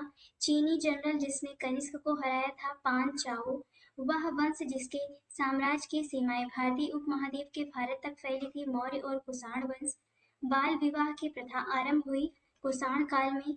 कला की गांधार शैली फली फूली कुषाणों के समय में। एक तरफ यहाँ पे राजवंश दिया गया है, एक तरफ सिक्कों की धातुएं हैं। कुषाण स्वर्ण एवं ताम्र, गुप्त वंश स्वर्ण एवं रजत, सातवाहन ने चांदी, तांबा तथा सीसा एवं पोटीन के सिक्के जारी किए। कलचुरी ने स्वर्ण, रजत एवं ताम्र के। सही सुमेलित ने गांधार कला कुषाण। जूनागढ़ अभिलेख रुद्रदामन फर्स्ट। मिलिंद पन्हू मीनांडर। तक्षशिला लेख फतेह। अफगानिस्तान का बामियान प्रसिद्ध था बुद्ध प्रतिमा के लिए। जो कला शैली भारतीय और यूनानी ग्रीक आकृति का सम्मिश्रण है उसे कहते हैं गांधार। वह मूर्तिकला जिसमें सदैव हरित स्तरित चट्टान शिस्ट का प्रयोग माध्यम के रूप में होता था। गांधार मूर्तिकला प्राचीन काल के भारत पर आक्रमणों के संबंध में सही कालानुक्रम है। यूनानी शक, कुषाण और हूण। पहला इराकी शासक जिसने भारत के कुछ भाग को अपने अधीन किया था डेरियस प्रथम है। चाणक्य, पल्लव, राष्ट्रकूट तथा सातवाहन राजवंशों में सबसे पुराना राजवंश था सातवाहन। आंध्र सातवाहन राजाओं की सबसे लंबी सूची मिलती है मत्स्य पुराण में। सातवाहनों की राजधानी अवस्थित थी अमरावती एवं प्रतिष्ठान में एका ब्राह्मण प्रयुक्त हुआ है गौतमी पुत्र सात करने के लिए। राजा खारवेल का नाम जुड़ा है हाथी गुम्बा के साथ। सही सुमेलन है, एक तरफ राजवंश है एक तरफ राजधानी दी गई है यहाँ पर। शुंग इसकी राजधानी है पाटलिपुत्र। सातवाहन की पैठन, कदम्ब की है वनवासी, चंदेल की है महोबा। सही कालानुक्रम है सातवाहन, वाकाटक, चाणक्य। नेक्स्ट है सत्य कथन है सातवाहन काल में संस्कृत के साथ प्राकृत व अन्य लोक भाषाओं का विकास हुआ।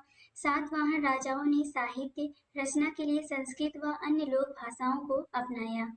सत्य कथन है सातवाहन नरेश प्राकृत भाषा के पोषक थे। सातवाहन काल में कला के लोक पक्ष को अधिक प्रोत्साहन मिला। सही सुमेलित है, एक तरफ अभिलेख दिया गया है एक तरफ शासक है। नासिक, गौतमीपुत्र, भीतरी, स्कंदगुप्त, एहोल, पुलकेशिन द्वितीय।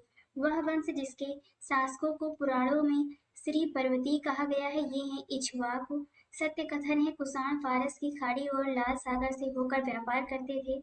अशोक, हर्ष, पुलकेशिन द्वितीय एवं खारवेल में से वह जो जैन धर्म का संरक्षक था खारवेल। कलिंग नरेश खारवेल संबंधी थे चेदिवंश महामेघवाहन से। पूर्वी रोमन शासक जस्टिनियन का सर्वाधिक महत्वपूर्ण योगदान था विधि में। शुंगों के पूर्वज मूलतः संबंधी थे उज्जैन से। स्वर्ण भूमि का वह राजा जिसने नालंदा में एक बौद्ध विहार की स्थापना की तथा उसके रख रखाव हेतु अपने दूत द्वारा देवपाल से 5 गांव दान में देने के लिए प्रार्थना की। बालपुत्र देव ने। पेरिप्लस ऑफ द इरिथ्रियस सी का लेखक है अनाम नाविक। अब देखते हैं गुप्त काल से संबंधित तथ्यों को। गुप्त काल ने शासन किया 275 से लेकर 550 ईस्वी अवधि के मध्य में। 4 अश्वमेधों का संपादन किया था प्रवर सेन प्रथम ने। भारत का नेपोलियन कहा जाता है समुद्रगुप्त को। गुप्त राजा देवगुप्त का एक अन्य नाम था चंद्रगुप्त द्वितीय। प्रथम गुप्त शासक जिसने परम भागवत की उपाधि धारण की थी ये है समुद्रगुप्त। प्रयाग प्रशस्ति प्रयागराज स्थित अशोक स्तंभ अभिलेख जानकारी देती है समुद्रगुप्त के सैन्य अभियान के बारे में। समुद्रगुप्त के प्रयाग प्रशस्ति वाले स्तंभ पर लेख मिलता है जहांगीर का। समुद्रगुप्त के प्रयाग प्रशस्ति में कौशल के शासक का नाम था महेंद्र। पृथिव्या प्रथम वीर उपाधि थी समुद्रगुप्त की। हरिसेन दरबारी कवि था समुद्रगुप्त का। प्रयाग प्रशस्ति का रचयिता था हरिसेन। सही सुमेलन है दक्षिण भारत के समुद्रगुप्त के समकालीन नरेश उनके राज्य दिए गए हैं। तो पहला है इसमें धनंजय, कुस्तलपुर, नीलराज, अवमुक्त, उग्रसेन, पालक्का, विष्णुगोपा, कांची। नेक्स्ट है हूणों ने भारत पर आक्रमण किया था स्कंदगुप्त के शासनकाल में। मौर्य, शुंग, कुषाण तथा गुप्त में से वह राजवंश जो हूणों के आक्रमण से अत्यंत विचलित हुआ ये है गुप्त राजवंश। दिल्ली की कुव्वत उल इस्लाम मस्जिद के प्रांगण में उन्नत प्रसिद्ध लौह स्तंभ स्मृति में है चंद्र के। नेक्स्ट है वह अभिलेख जिससे ज्ञात होता है कि स्कंदगुप्त ने हूणों को पराजित किया था भीतरी स्तंभ लेख। गुप्त साम्राज्य के पतन के विभिन्न कारण थे जो हैं हूण आक्रमण, शासन का सामंती ढांचा, उत्तरवर्ती गुप्तों का बौद्ध धर्म स्वीकार करना, अयोग्य उत्तराधिकारी। शक विजेता एक रूप में जाना जाता है चंद्रगुप्त द्वितीय को। चंद्रगुप्त द्वितीय ने पराजित किया था शक राजा रुद्र सिंह तृतीय को। रजत सिक्के जारी करने वाला प्रथम गुप्त शासक चंद्रगुप्त द्वितीय। प्रसिद्ध चीनी यात्री फाहियान ने भारत की यात्रा की चंद्रगुप्त द्वितीय के शासनकाल में। सही सुमेलित है कुमारगुप्त फर्स्ट, मंदसौर अभिलेख, पतिक तक्षशिला अभिलेख, चंद्रगुप्त द्वितीय, उदयगिरी गुहा अभिलेख, समुद्रगुप्त एरन अभिलेख। सही सुमेलन है शासक, रानियां, चंद्रगुप्त, कुमार देवी, समुद्रगुप्त, दत्ता देवी, चंद्रगुप्त द्वितीय, कुबेर नागा, सुकुमार गुप्त प्रथम, अनंत देवी। ईसा की तीसरी शताब्दी से जबकि हूण आक्रमण से रोमन साम्राज्य समाप्त हो गया, भारतीय व्यापारी अधिकाधिक निर्भर हो गए दक्षिण पूर्व एशियाई व्यापार पर। गुप्त काल में उत्तर भारतीय व्यापार जिस एक पत्तन से संचालित होता था वह है ताम्रलिप्ति। भारत ने दक्षिण पूर्वी एशिया के साथ अपनी आरंभिक सांस्कृतिक संपर्क तथा व्यापारिक संबंध बंगाल की खाड़ी के पार बना रखे थे, क्योंकि बंगाल की खाड़ी में चलने वाली मानसूनी हवाओं ने समुद्री यात्राओं को सुगम बना दिया था। प्राचीन भारत में देश की अर्थव्यवस्था में अत्यंत महत्वपूर्ण भूमिका निभाने वाली श्रेणी संगठन के संदर्भ में सही कथन है, श्रेणी ही वेतन, काम करने के नियमों, मानकों और कीमतों को सुनिश्चित करती थी। श्रेणी का अपने सदस्यों पर न्यायिक अधिकार होता था। गुप्त काल में गुजरात, बंगाल, दक्कन एवं तमिल राष्ट्र में स्थित केंद्र संबंधित थे वस्त्र उत्पादन से। विशाख दत्त के प्राचीन भारतीय नाटक मुद्रा राक्षस की विषय वस्तु है चंद्रगुप्त मौर्य के समय राज दरबार की दुरभिसंधियों के बारे में। धन्वंतरी, भास्कराचार्य चरक तथा सुश्रुत में से प्राचीन भारत के आयुर्वेद शास्त्र से संबंधित नहीं है। भास्कराचार्य लीलावती के लेखक थे। भास्कराचार्य प्राचीन कालीन भारत में महत्वपूर्ण वैज्ञानिक प्रगति के क्षेत्र थे। प्रथम सती सॉरी प्राचीन कालीन भारत में महत्वपूर्ण वैज्ञानिक प्रगति के क्षेत्र थे। प्रथम सती ईस्वी में विभिन्न प्रकार के विशिष्ट शल्य औजारों का उपयोग आम था। 5वीं सदी ईस्वी में कोण के ज्या का सिद्धांत ज्ञात था। 7वीं सदी ईस्वी में चक्रीय चतुर्भुज का सिद्धांत ज्ञात था। भारतीय यात्रा में फाहियान ने एक अस्पताल का उल्लेख किया है, यह स्थित था उस समय पाटलिपुत्र में। चंद्रगुप्त के 9 रत्नों में से फलित ज्योतिष से संबंधित था छपड़क। कालिदास जिसके शासन काल में थे वह शासक थे चंद्रगुप्त द्वितीय। वह गणितज्ञ जिसने पहली बार व्याख्या किया कि पृथ्वी अपनी धुरी पर घूमने के कारण प्रतिदिन सूर्योदय एवं सूर्यास्त होता है, ये थे आर्यभट्ट।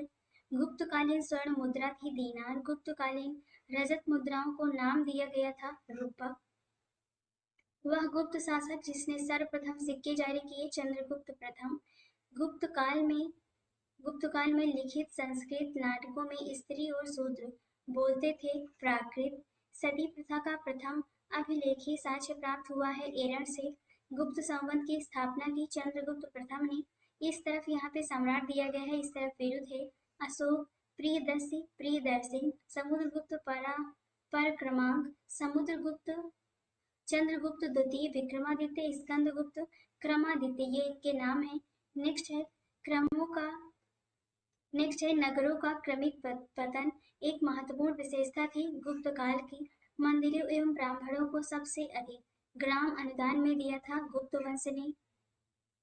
प्राचीन भारत में वह वंश जिसका शासन काल स्वर्ण युग कहा जाता है, ये है गुप्त वंश। गुप्त युग में भूमि राजस्व की दर थी उपज का छठा भाग। हिंदू विधि द्वारा मान्य कर था उपज का छठा भाग।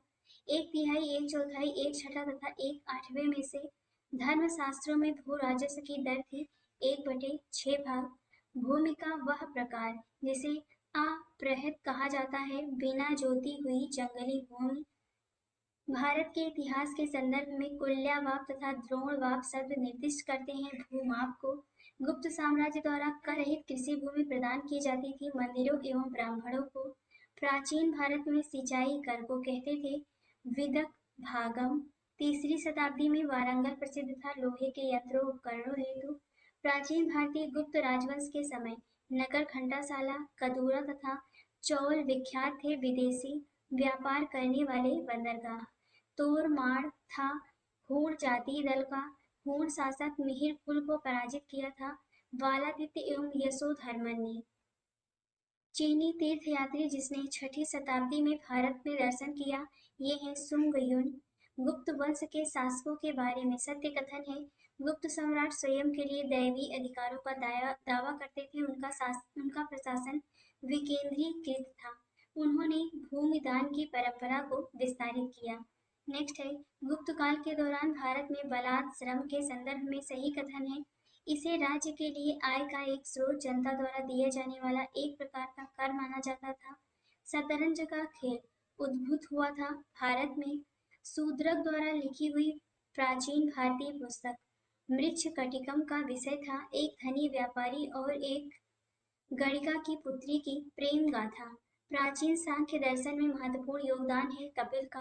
भारत में दार्शनिक विचार के इतिहास के संबंध में सांख्य की मान्यता है कि आत्मज्ञान ही मोक्ष की ओर ले जाता है, न ही कोई बाह्य प्रभाव अथवा कारक। सत्य कथन है कपिल के अनुसार किसी व्यक्ति का जीवन प्रकृति की शक्तियों द्वारा गढ़ा जाता है, किसी दैवी सत्ता द्वारा नहीं।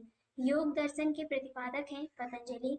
अष्टांग योग के अंग हैं यम, नियम, आसन, प्राणायाम, प्रत्याहार, धारणा, ध्यान और समाधि। महाभाष्य के लेखक पतंजलि समसामयिक थे पुष्पमित्र शुंग के। नव्य न्याय संप्रदाय स्कूल के संस्थापक थे उदयन या उदयनाचार्य और गंगेश। जब तक जीवित रहो सुख से जीवित रहो, चाहे इसके लिए ऋण ही लेना पड़े, क्योंकि शरीर के भस्मीभूत हो जाने पर पुनरागमन नहीं हो सकता। पुनर्जन्म का निषेध करने वाली यह उक्ति है चार वाकों की। केवल प्रत्यक्ष प्रमाण को स्वीकार करता है चारवाक के अनुसार सर्वोच्च मूल्य है काम। चारवाक दार्शनिक प्रणाली कहलाती है लोकायत प्रणाली। वैशेषिक दर्शन के प्रवर्तक थे कणाद। न्याय दर्शन के प्रवर्तक थे गौतम। मीमांसा के प्रवर्तक थे जैमिनी। सुमेलित किया गया है यहाँ पे दर्शन मोक्ष प्राप्त करने के तरीके। ये सिर्फ दर्शन है, सिर्फ मोक्ष प्राप्त करने के तरीके हैं। न्याय दर्शन तार्किक चिंतन, मीमांसा दर्शन वैदिक वैदिक अनुष्ठान करना, सांख्य दर्शन वास्तविक ज्ञान का अभिग्रहण, वेदांत दर्शन आत्मज्ञान। कर्म का सिद्धांत संबंधित है मीमांसा से। सांख्य, वैशेषिक, मीमांसा, न्याय तथा योग में से वह दर्शन जिसका मत है कि वेद शाश्वत सत्य है, ये है मीमांसा। अपूर्व का सिद्धांत संबंधित है मीमांसा से। वह भारतीय दर्शन जिससे परमाणु सिद्धांत का प्रतिपादन किया वैशेषिक। मीमांसा और वेदांत, न्याय और वैशेषिक, लोकायत और कापालिक तथा सांख्य और योग युग्मों में से वह एक युग्म जो भारतीय खट दर्शन का भाग नहीं है, ये है लोकायत और कापालिक। लोकायत दर्शन कहा जाता है चारवाक को। अद्वैत दर्शन के संस्थापक हैं शंकराचार्य। प्रच्छन्न बौद्ध कहा जाता है शंकराचार्य को। ज्ञान, कर्म, भक्ति तथा योग में से अद्वैत वेदांत के अनुसार मुक्ति प्राप्त की जा सकती है ज्ञान द्वारा। विशिष्ट अद्वैत सिद्धांत के संस्थापक थे रामानुजाचार्य। शंकराचार्य, अभिनव गुप्त, रामानुज तथा माधव में से वेदांत दर्शन के साथ संबंध नहीं है। अभिनव गुप्त का नेक्स्ट दिया गया है संवत्सर, एक तरफ है एक तरफ गणना काल दिया गया है। तो इसमें पहला है विक्रम संवत्सर 57 से 58 ईसा पूर्व, शक संवत 78 ईस्वी, गुप्त संवत्सर है ये 319 ईस्वी, कलि संवत्सर है 3102 ईसा पूर्व। नेक्स्ट है पुलकेशिन फर्स्ट का बादामी शिलालेख शक वर्ष 465 का दिनांकित है। यदि इसे विक्रम संवत में दिनांकित करना हो तो वर्ष होगा 601 अथवा 601। चालुक्य अभिलेख के तिथि अंकन में संग संवत का वर्ष 556 दिया हुआ है, इसका तुल्य वर्ष है 334 वर्ष। नेक्स्ट है पुराणों के अनुसार चंद्रवंशी शासकों का मूल स्थान था प्रतिष्ठानपुर। मौखरी शासकों की राजधानी थी कन्नौज। गुप्त वंश के पतन से लेकर आरंभिक 7वीं शताब्दी में हर्षवर्धन के उत्थान तक उत्तर भारत में शासन था मगध के गुप्त, थानेश्वर के पुष्यभूति, कन्नौज के मौखरी तथा वल्लभी के मैत्रक। हरिसेन, कल्हड़ एवं कालिदास में से वह जिसकी पुस्तकों में हर्ष के समय की सूचनाएं निहित हैं कल्हड़। हर्षचरित नामक पुस्तक लिखी वाणभट्ट ने। सम्राट हर्ष ने अपनी राजधानी थानेश्वर से स्थानांतरित की थी कन्नौज में। सम्राट हर्षवर्धन ने 2 महान धार्मिक सम्मेलनों का आयोजन किया था कन्नौज तथा प्रयाग में। उत्तर प्रदेश में स्थित वह स्थल जहाँ हर्षवर्धन ने बौद्ध महासम्मेलन का आयोजन किया प्रयाग में। नर्मदा नदी पर सम्राट हर्ष के दक्षिणवर्ती अग्रगमन को रोका पुलकेशिन द्वितीय ने। चालुक्य शासक पुलकेशिन की हर्ष पर विजय का वर्ष था 618 ईस्वी के लगभग। कविवाण निवासी था पृथ्वीकूटा सोन नदी के किनारे बिहार राज्य में का। ह्वेनसांग भारत आया सम्राट हर्ष के शासनकाल में। भारत की यात्रा करने वाला वह चीनी यात्री जिसने तत्कालीन भारत की सामान्य दशाओं और संस्कृति का वर्णन इस प्रकार किया है। जहाँ तक अपराधों के लिए दंड का प्रश्न है, अग्नि, जल व विष द्वारा सत्य परीक्षा किया जाना ही किसी सत्य परीक्षा किया जाना ही किसी भी व्यक्ति की निर्दोषिता अथवा दोष के निर्णय के साधन थे। व्यापारियों को नौ घाटों और नौकाओं पर शुल्क देना पड़ता था। ये का नाम था। नेक्स्ट यहाँ पे है, इनका नाम है युआंग चौंग यानी ह्वेनसांग के द्वारा ये लिखा गया था। नेक्स्ट है, हर्ष के दरबार में ह्वेनसांग आया था स्वतंत्र रूप से। ह्वेनसांग की भारत यात्रा के समय सूती कपड़ों के उत्पादन के लिए सबसे प्रसिद्ध नगर था मथुरा। कौशे शब्द का प्रयोग किया गया है रेशम के लिए। चीनी यात्री ह्वेनसांग ने अध्ययन किया है नालंदा विश्वविद्यालय में। आज भी भारत में ह्वेनसांग को याद करने का मुख्य कारण है की रचना। चीनी यात्री जिसने भीनमाल की यात्रा की थी यह ह्वेनसांग। उत्तर हर्षकालीन स्रोतों में प्रायः उल्लिखित हुंडी के स्वरूप की परिभाषा बताता है विनिमय पत्र। चीनी लेखक भारत का उल्लेख करते हैं इन तू नाम से। नेक्स्ट है, नालंदा विश्वविद्यालय के विनाश का कारण था मुस्लिम आक्रमण। भारत में सबसे प्राचीन विहार है नालंदा। नालंदा स्थित है बिहार में। गुप्तोत्तर युग में प्रमुख व्यापारिक केंद्र था कन्नौज। गुप्तकालीन अर्थव्यवस्था की प्रमुख विशेषता क्या थी? सामंतवाद का विकास। गुप्तोत्तर काल की कृषक संरचना की प्रमुख विशेषता थी इस काल में भूस्वामी मध्यस्थ वर्ग एवं आश्रित कृषक वर्ग अस्तित्व में आया। नेक्स्ट यहाँ पे सही सुमेलित है। एक तरफ विदेशी यात्री है, एक तरफ भारत भ्रमण का वर्ष दिया गया है। फाहियान आए थे 402 से 412 ईस्वी में। ह्वेनसांग 629 से 645 में। इत्सिंग 671 से 95 में। अल मसूदी ये आए थे 915 से 16 ईस्वी में। सत्य कथन है मुल्तान के सूर्य मंदिर का उल्लेख ह्वेनसांग, आबू जईद, अल मसूदी तथा अल बर्री ने किया है। सांबपुर यात्रोत्सव सूर्य पूजा से संबंधित था। भारतीय इतिहास के संबंध में सामंती व्यवस्था के अनिवार्य तत्व हैं। भूमि के नियंत्रण तथा स्वामित्व पर आधारित प्रशासनिक संरचना का उदय, सामंत तथा उसके अधिपति के बीच स्वामी दास संबंध का बनना। प्रसिद्ध चीनी यात्री फाहियान समकालीन था। चीनी तीर्थयात्री फाहियान चंद्रगुप्त द्वितीय का समकालीन था। चीनी तीर्थयात्री ह्वेनसांग हर्ष से मिला और उसे बौद्ध धर्म का उपासक बताया। नेक्स्ट है, 8वीं शताब्दी के संत शंकराचार्य का महत्व है। भारत के विभिन्न क्षेत्रों में 4 धाम स्थापित किए। उन्होंने वेदांत का प्रचार किया। उन्होंने बौद्ध तथा जैन धर्मों के विस्तार पर रोक लगाई। आदि शंकर जो बाद में शंकराचार्य बने उनका जन्म हुआ था केरल में। आदि शंकराचार्य द्वारा स्थापित 4 मठ स्थित हैं। जोशी मठ, द्वारिका, पुरी, श्रृंगेरी में। 4 धाम में सम्मिलित है बद्रीनाथ, द्वारिका, पुरी, रामेश्वरम। छोटा 4 धाम में सम्मिलित है गंगोत्री, यमुनोत्री, केदारनाथ तथा बद्रीनाथ। एक तरफ कवि दिया गया है, एक तरफ शासक है। रवि कीर्ति पुलकेशिन द्वितीय, भवभूति कन्नौज के यशोवर्मन, दंडी नरसिंहवर्मन, अमीर खुसरो, अलाउद्दीन खिलजी, कालिदास चंद्रगुप्त द्वितीय के शासनकाल में थे। बाणभट्ट हर्षवर्धन के। नेक्स्ट यहाँ पे सुमेलन है। एक तरफ यहाँ पे भोज है, इस तरफ धार है। दुर्गावती, गोंडवाना, समुद्रगुप्त, विदिशा, अशोक, उज्जैन। नेक्स्ट यहाँ पे सही सुमेलन है। एक तरफ प्रसिद्ध स्थल दिया गया है, एक तरफ वर्तमान राज्य है। भीलसा मध्य प्रदेश, द्वार समुद्रम कर्नाटक, गिरिनगर गुजरात, थानेश्वर हरियाणा। नेक्स्ट यहाँ पे है। अब देखते हैं प्राचीन भारत में स्थापत्य कला से संबंधित तथ्यों को। खजुराहो के मंदिर संबंधित है वैष्णव, शैव, शाक्त और जैन धर्म से। खजुराहो स्थित मंदिरों का निर्माण करवाया था चंदेल वंश के राजाओं ने। खजुराहो का मातगेश्वर मंदिर समर्पित है शिव को। कंदरिया महादेव 64 योगिनी दशावतार तथा चित्रगुप्त में से वह मंदिर जो खजुराहो में नहीं है ये है दशावतार। मुरैना के समीप स्थित 64 योगिनी मंदिर के संदर्भ में सत्य कथन है यह कच्छप घाट राजवंश के शासनकाल में निर्मित एक वृत्ताकार मंदिर है। इसके डिजाइन से यह लोकप्रिय धारणा बनी कि यह भारतीय संसद भवन के लिए प्रेरणा स्रोत रहा था। सही सुमेलित है, इस तरफ स्थापत्य है, इस तरफ अवस्थित कहाँ पर है?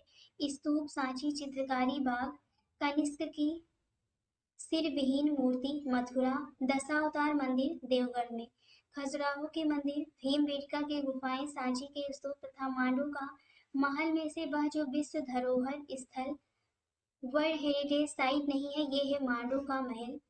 मंदिर स्थापत्य के बारे में सत्य कथन है। स्वतंत्र आधार, चूना पत्थर के मंदिरों का उद्भव गुप्तकाल में माना जाता है। लाड़खा, जो एक प्रारंभिक मंदिर है, बादामी के चालुक्यों से संबंध है। खजुराहो के मंदिरों में मंदिर के समस्त खंड आंतरिक और बाह्य रूप से जुड़े हुए हैं। कांची का कैलाशनाथ मंदिर पल्लव कालीन स्थापत्य है। भीतरगांव मंदिर, ग्वालियर का तेली मंदिर, कंदरिया महादेव मंदिर तथा ओसिया मंदिर में से वह जिसका शिखर द्रविड़ शैली में बना हुआ है, ये है ग्वालियर का तेली मंदिर। 109 बौद्ध गुफाएं हैं कन्हेरी में। आबू का जैन मंदिर बना है संगमरमर से। प्रथम जैन तीर्थकर आदिनाथ को समर्पित पालीताड़ा मंदिर अवस्थित है भावनगर में। एलिफेंटा की गुफाएं मुख्यतः इस धर्म के मतावलंबियों के उपयोग के लिए काटकर बनाई गई थी। शैव धर्म, बौद्ध जैन शैव तथा बौद्धों में से एलिफेंटा के प्राचीन स्मारक हैं। बौद्ध शैव एलिफेंटा के प्रसिद्ध शैल को काटकर बनाए गए मंदिरों का श्रेय दिया जाता है राष्ट्रकूटों को। अजंता, भाजा, एलिफेंटा तथा एलोरा में से त्रिमूर्ति के लिए विख्यात है। एलिफेंटा प्राचीन भारत में गुप्त काल से संबंधित गुफा चित्रांकन के केवल 2 उदाहरण उपलब्ध हैं। इनमें से अजंता की गुफाओं में किया गया चित्रांकन है। गुप्त काल के चित्रांकन का दूसरा अवशिष्ट उपलब्ध है बाघ गुफाओं में। पश्चिमी भारत में प्राचीनतम शैलकृत गुफाएं अवस्थित हैं नासिक, एलोरा और अजंता में। नेक्स्ट है एलिफेंटा, नालंदा, अजंता तथा खजुराहो में से बौद्ध गुफा मंदिरों के लिए प्रसिद्ध है अजंता। एलोरा के गुहा मंदिर संबंधित है हिंदू, बौद्ध, जैन से। एलोरा गुफाओं का निर्माण कराया था राष्ट्रकूटों ने। भारतीय शिला वस्तु के इतिहास के संदर्भ में सत्य कथन है। भीमबेटका की गुफाएं भारत की प्राचीनतम अवशिष्ट शैलकृत गुफाएं हैं। बराबर की शैलकृत गुफाओं में कर्ण चौपड़, विश्व झोपड़ी और सुदामा गुफा प्रमुख हैं। एलोरा में गुफाएं बौद्धों, हिंदुओं तथा जैनों से संबंधित हैं। शैलकृत स्थापत्य का आश्चर्य माना जाता है कैलाश मंदिर एलोरा को। एलोरा के कैलाश मंदिर का निर्माण करवाया था राष्ट्रकूट शासक कृष्ण प्रथम ने। राष्ट्रकूटों का संरक्षण प्राप्त था जैन धर्म को।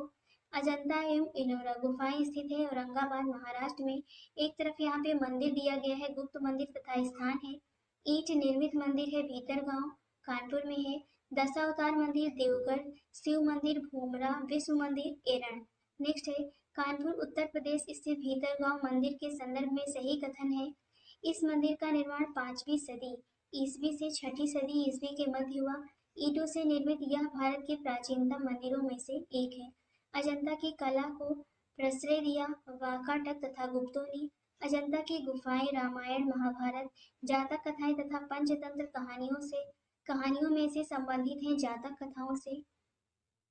सही कथन है अजंता गुफाएं बाघोरा नदी की घाटी में स्थित हैं। भीति चित्र कला के लिए भी जाना जाता है अजंता की गुफा एवं लेपाक्षी मंदिर को। सत्य कथन है पट्टचित्र चित्रकलाओं की विषय वस्तु जगन्नाथ एवं वैष्णव संप्रदाय से प्रभावित है। मंजूषा चित्रकलाएं जूट एवं कागज के डिब्बों पर बनाई जाती हैं। पिथौरा चित्रकलाएं गुजरात एवं मध्य प्रदेश की कुछ जनजातियों द्वारा बनाई जाती हैं। अजंता और महाबलीपुरम के रूप में ज्ञात 2 ऐतिहासिक स्थानों में से जो तथ्य समान है वह है दोनों में शिलाकृत स्मारक है। इस तरफ स्थान दिया गया है, इस तरफ राज्य संघ राज्य क्षेत्र है हम्पी कर्नाटक, नागा अर्जुन कोंडा आंध्र प्रदेश में, शिशुपालगढ़ ओडिशा, अरिकामेड पुडुचेरी में है। नेक्स्ट है कोणार्क का सूर्य मंदिर बनवाया था नरसिंह देव वर्मन प्रथम चोडगंग ने। काला ब्लैक पैगोडा के नाम से भी जाना जाता है कोणार्क के सूर्य मंदिर को। मेठोरा का सूर्य मंदिर स्थित है गुजरात में।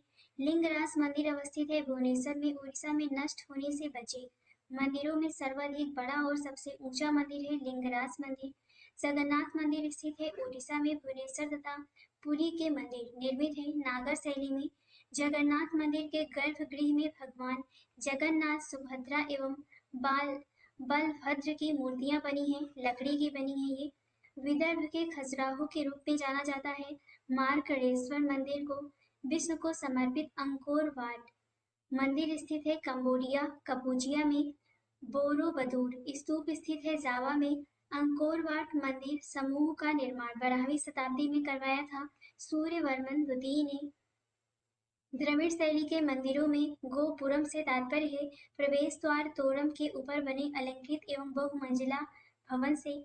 चट्टानों को काटकर महाबलीपुरम अथवा मामल्लपुरम का मंदिर बनवाया गया पल्लव के द्वारा। चोल पल्लव चेर तथा चाणक्य में से महाबलीपुरम में रथ मंदिरों का निर्माण करवाया पल्लवों ने।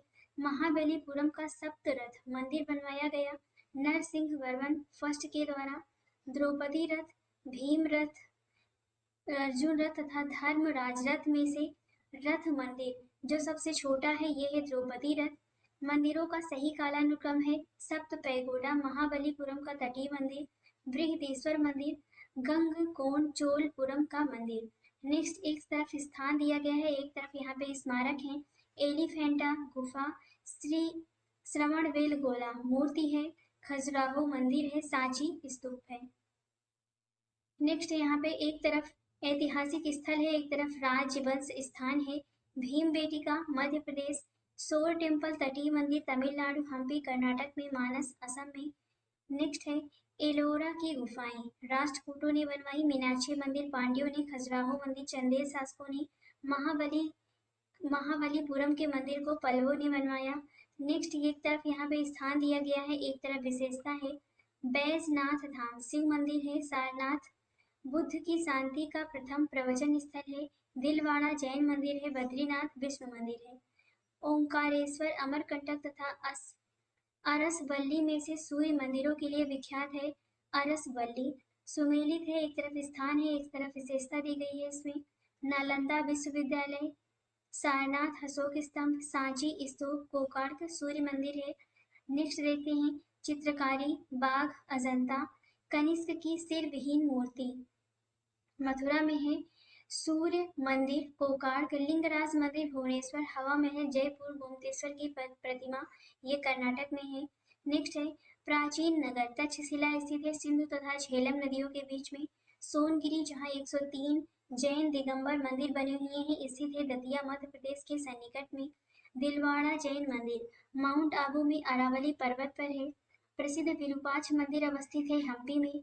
नागर द्रविड़ और बेसर है भारतीय मंदिर वास्तु की 3 मुख्य शैलियाँ। भारत के सांस्कृतिक इतिहास के संदर्भ में पंचायतन शब्द निर्दिष्ट करता है मंदिर रचना शैली को। प्रसिद्ध नैमिषारण्य स्थित है सीतापुर उत्तर प्रदेश में। विख्यात मूर्ति शिल्प बुद्ध के महापरिनिर्वाण की एक भव्य प्रतिमा जिसमें ऊपर की ओर अनेकों दैवी संगीता के तथा नीचे की ओर उनके दुखी अनुयायी दर्शाए हुए हैं। तो ये है यहाँ पर स्थल अजंता में। नेक्स्ट है प्रस्तर पर उत्कीर्ण विष्णु के वराह अवतार की विशाल प्रतिमा जिसमें वह देवी पृथ्वी को गहरे विक्षुब्ध सागर से उबारते हुए दिखाया गया है उदयगिरी गुफा में। नेक्स्ट है विशाल गोलास्मी पर उत्कीर्ण अर्जुन की तपस्या गंगा अवतरण मामल्लपुरम से संबंधित है। भारत के कला और पुरातात्विक इतिहास के संदर्भ में भुवनेश्वर स्थित लिंगराज मंदिर, थौली स्थित शैलकृत हाथी, महाबलीपुरम स्थित शैलकृत स्मारक तथा उदयगिरी स्थित वराह मूर्ति में से वह जिसका सबसे पहले निर्माण किया गया था धौली स्थित शैलकृत हाथी मौर्य काल से। नेक्स्ट अब देखते हैं दक्षिण भारत चोल चालुक्य पल्लव एवं संगम युग से संबंधित तथ्यों को। 9वीं शताब्दी ईस्वी में चोल साम्राज्य की नींव रखी गई विजयालय द्वारा। वह मंदिर परिसर जिसमें एक भारी भरकम नंदी की मूर्ति है जिसे भारत की विशालतम नंदी मूर्ति माना जाता है ये है बृहदेश्वर मंदिर। तंजौर का बृहदेश्वर मंदिर जिस चोल शासक के काल में निर्मित हुआ वह था राजराज प्रथम। चोलों का राज्य फैला था कोरोमंडल तक। दक्कन के कुछ भाग तक चोलों ने पांड्य तथा चेर शासकों को पराजित कर प्रायद्वीपीय भारत पर प्रारंभिक मध्यकालीन समय में अपना प्रभुत्व स्थापित किया। चोलों ने दक्षिण पूर्वी एशिया के शैलेंद्र साम्राज्य के विरुद्ध सैन्य चढ़ाई की तथा कुछ क्षेत्रों को जीता। कावेरीपत्तन, महाबलीपुरम, कांची और तंजौर में से चोलों की राजधानी थी तंजौर। चोल प्रशासन की विशेषता थी ग्राम प्रशासन की स्वायत्तता। वह दक्षिण भारतीय राज्य जिसमें उत्तम ग्राम प्रशासन था, ये है चोल। चोलों के अधीन ग्राम प्रशासन के बहुत सारे ब्यौरे जिन शिलालेखों में हैं वे हैं उत्तर मेरूर में चोल शासकों के शासनकाल में उद्यान प्रशासन का कार्य देखता था। टोट्टवारियम चोल काल में निर्मित नटराज की कांस्य प्रतिमाओं में देवाकृति प्रायः चतुर्भुज है। महिषासुरमर्दिनी नटराज राम सोम स्कंद चोल युगीन स्थापत्यों में से विश्व में श्रेष्ठतम प्रतिमा रचना माना जाता है नटराज को। चोल शासकों के समय बनी हुई प्रतिमाओं में सबसे अधिक विख्यात हुई नटराज शिव की कांसे की प्रतिमाएं। शिव की दक्षिणामूर्ति प्रतिमा उन्हें प्रदर्शित करती है शिक्षक के रूप में। नटराज की प्रसिद्ध कांस्य मूर्ति उदाहरण है चोल कला का। 72 व्यापारी चीन में भेजे गए थे कुलोतुंग प्रथम के कार्यकाल में। चोल, चेर, पल्लव एवं राष्ट्रकूट में से दक्षिण भारत का वह राजवंश जो अपनी नौसैनिक शक्ति के लिए प्रसिद्ध था, ये है चोल राजवंश। चोल शासकों में जिसने बंगाल की खाड़ी को चोल झील का स्वरूप प्रदान कर दिया वह था राजेंद्र प्रथम। गंगकोट चोलपुरम की स्थापना की थी राजेंद्र प्रथम ने। वह चोल राजा जिसने जल सेना प्रारंभ की राज प्रथम थे। चोल शासक जिसने श्रीलंका के उत्तरी भाग पर विजय प्राप्त की ये थे राज प्रथम। चोल राजाओं में से वह जिसने सीलोन पर पूर्ण विजय प्राप्त की थी राजेंद्र प्रथम। वह चोल राजा जिसने श्रीलंका को पूर्ण स्वतंत्रता दी और सिंहल राजकुमार के साथ अपनी पुत्री का विवाह कर दिया था कुलोतुंग प्रथम थे। चोलों के विषय में सत्य कथन है। हमें चोलों के विषय में उनके पूर्ववर्ती राजवंशों की अपेक्षा अधिक जानकारी है।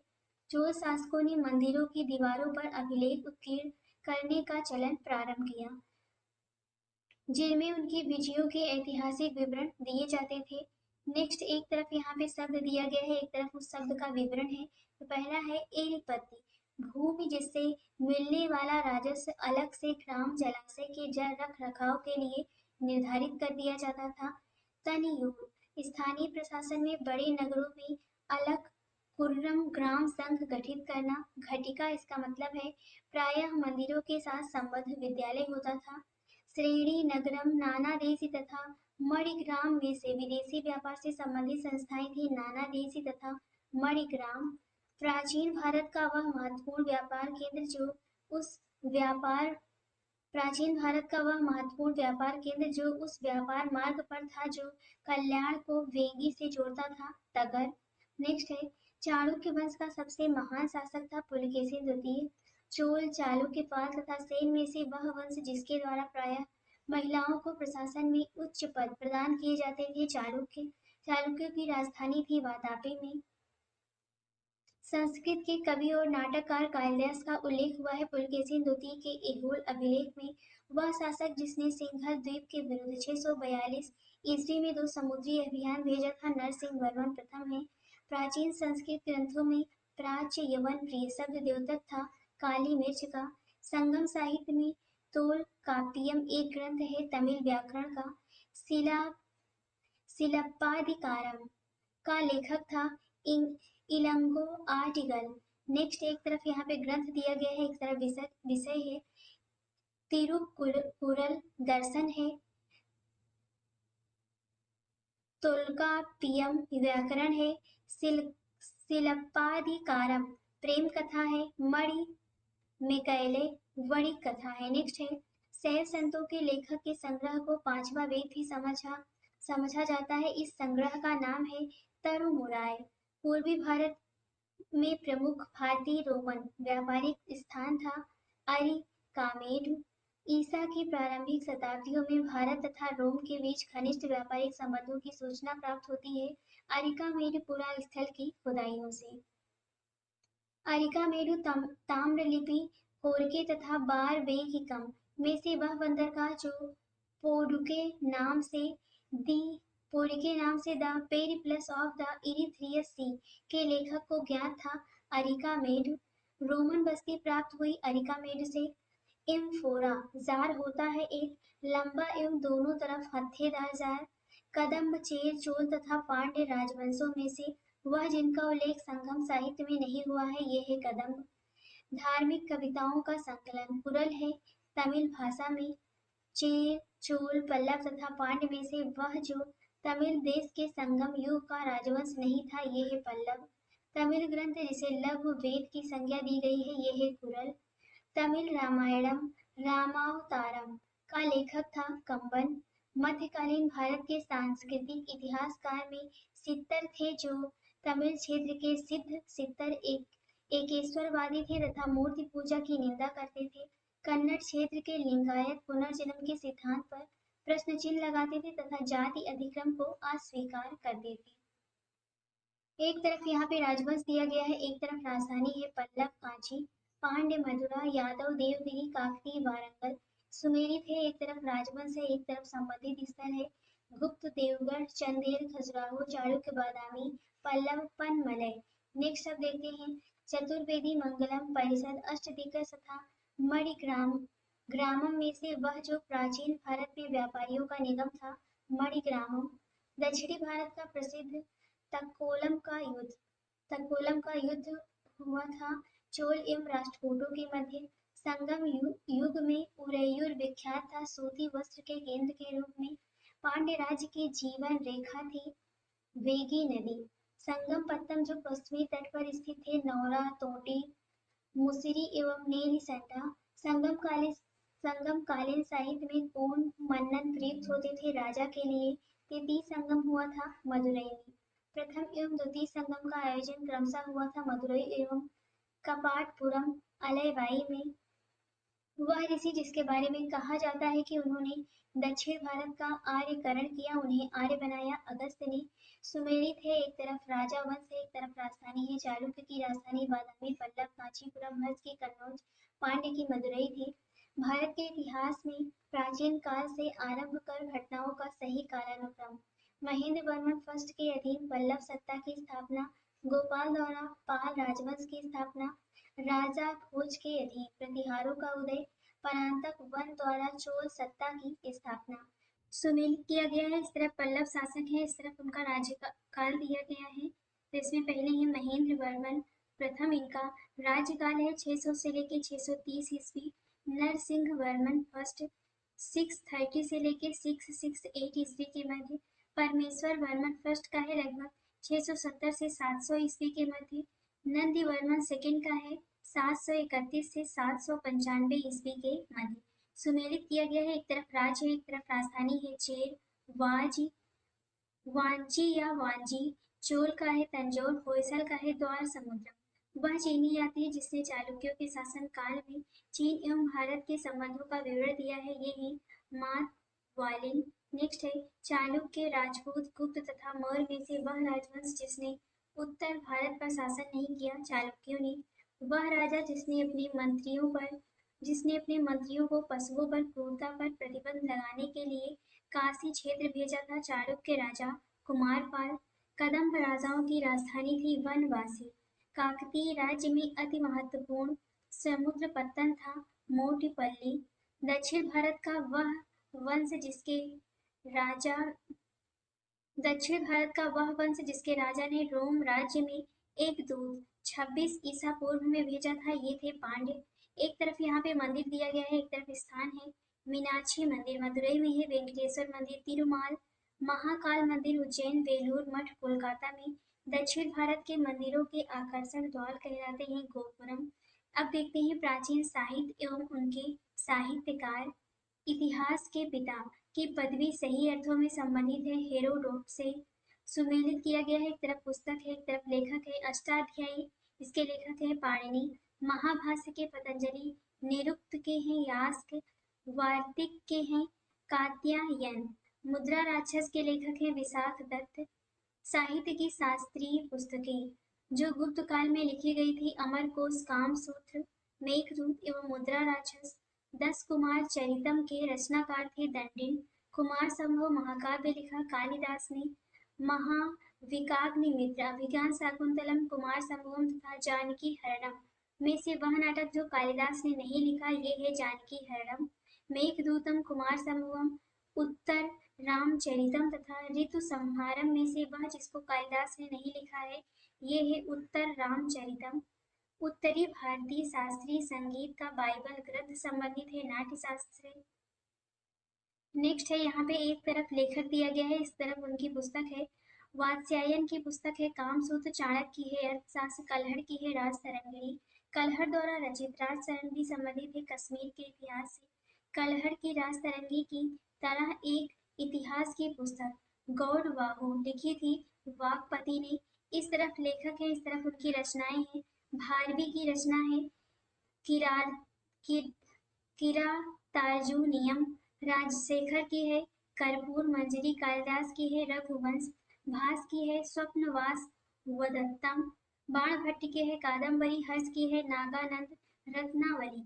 संस्कृत की रचनाएं जिन्होंने महाभारत से अपना कथा सूत्र लिया है नैषधीचरित, किरातार्जुनीयम एवं शिशुपाल वधम। चरक संहिता नामक पुस्तक संबंधित है चिकित्सा से। वराहमिहिर की पंचसिद्ध सिद्धांतिका आधारित है यूनानी ज्योतिष विद्या पर। सुमेलित किया गया है, एक तरफ विद्वान है इस तरफ समृद्धि क्षेत्र है। विशाख दत्त नाटक वराहमिहिर खगोल शास्त्री ब्रह्मगुप्त गणितज्ञ थे।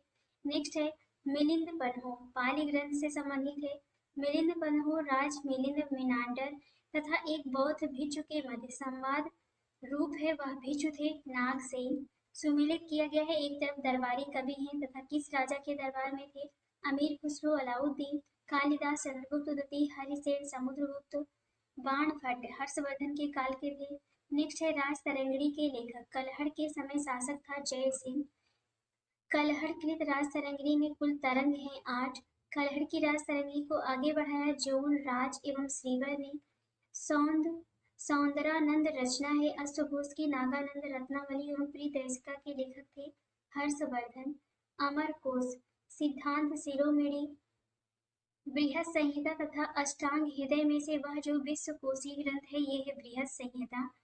प्राचीन भारत के इतिहास के संदर्भ में भवभूति हस्तिमल्ल तथा क्षेमेश्वर प्रसिद्ध थे नाटककार के रूप में। सुमेलित किया गया है मृग मटिकम, शूद्रक, बुद्धचरित, अश्वघोष, हर्षचरित बाणभट्ट की है।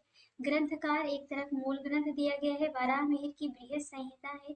विशाखादत्त देवी चंद्र गुप्तम, विल्हड़ की है विक्रमांक देवचरित, कर्पूर मंजरी राजशेखर, सौंदरानंद अश्वघोष, लाइफ ऑफ वेंस यांग, हुई the natural history Pliny, Historiae Philippicae, Pompeius Trogus की है।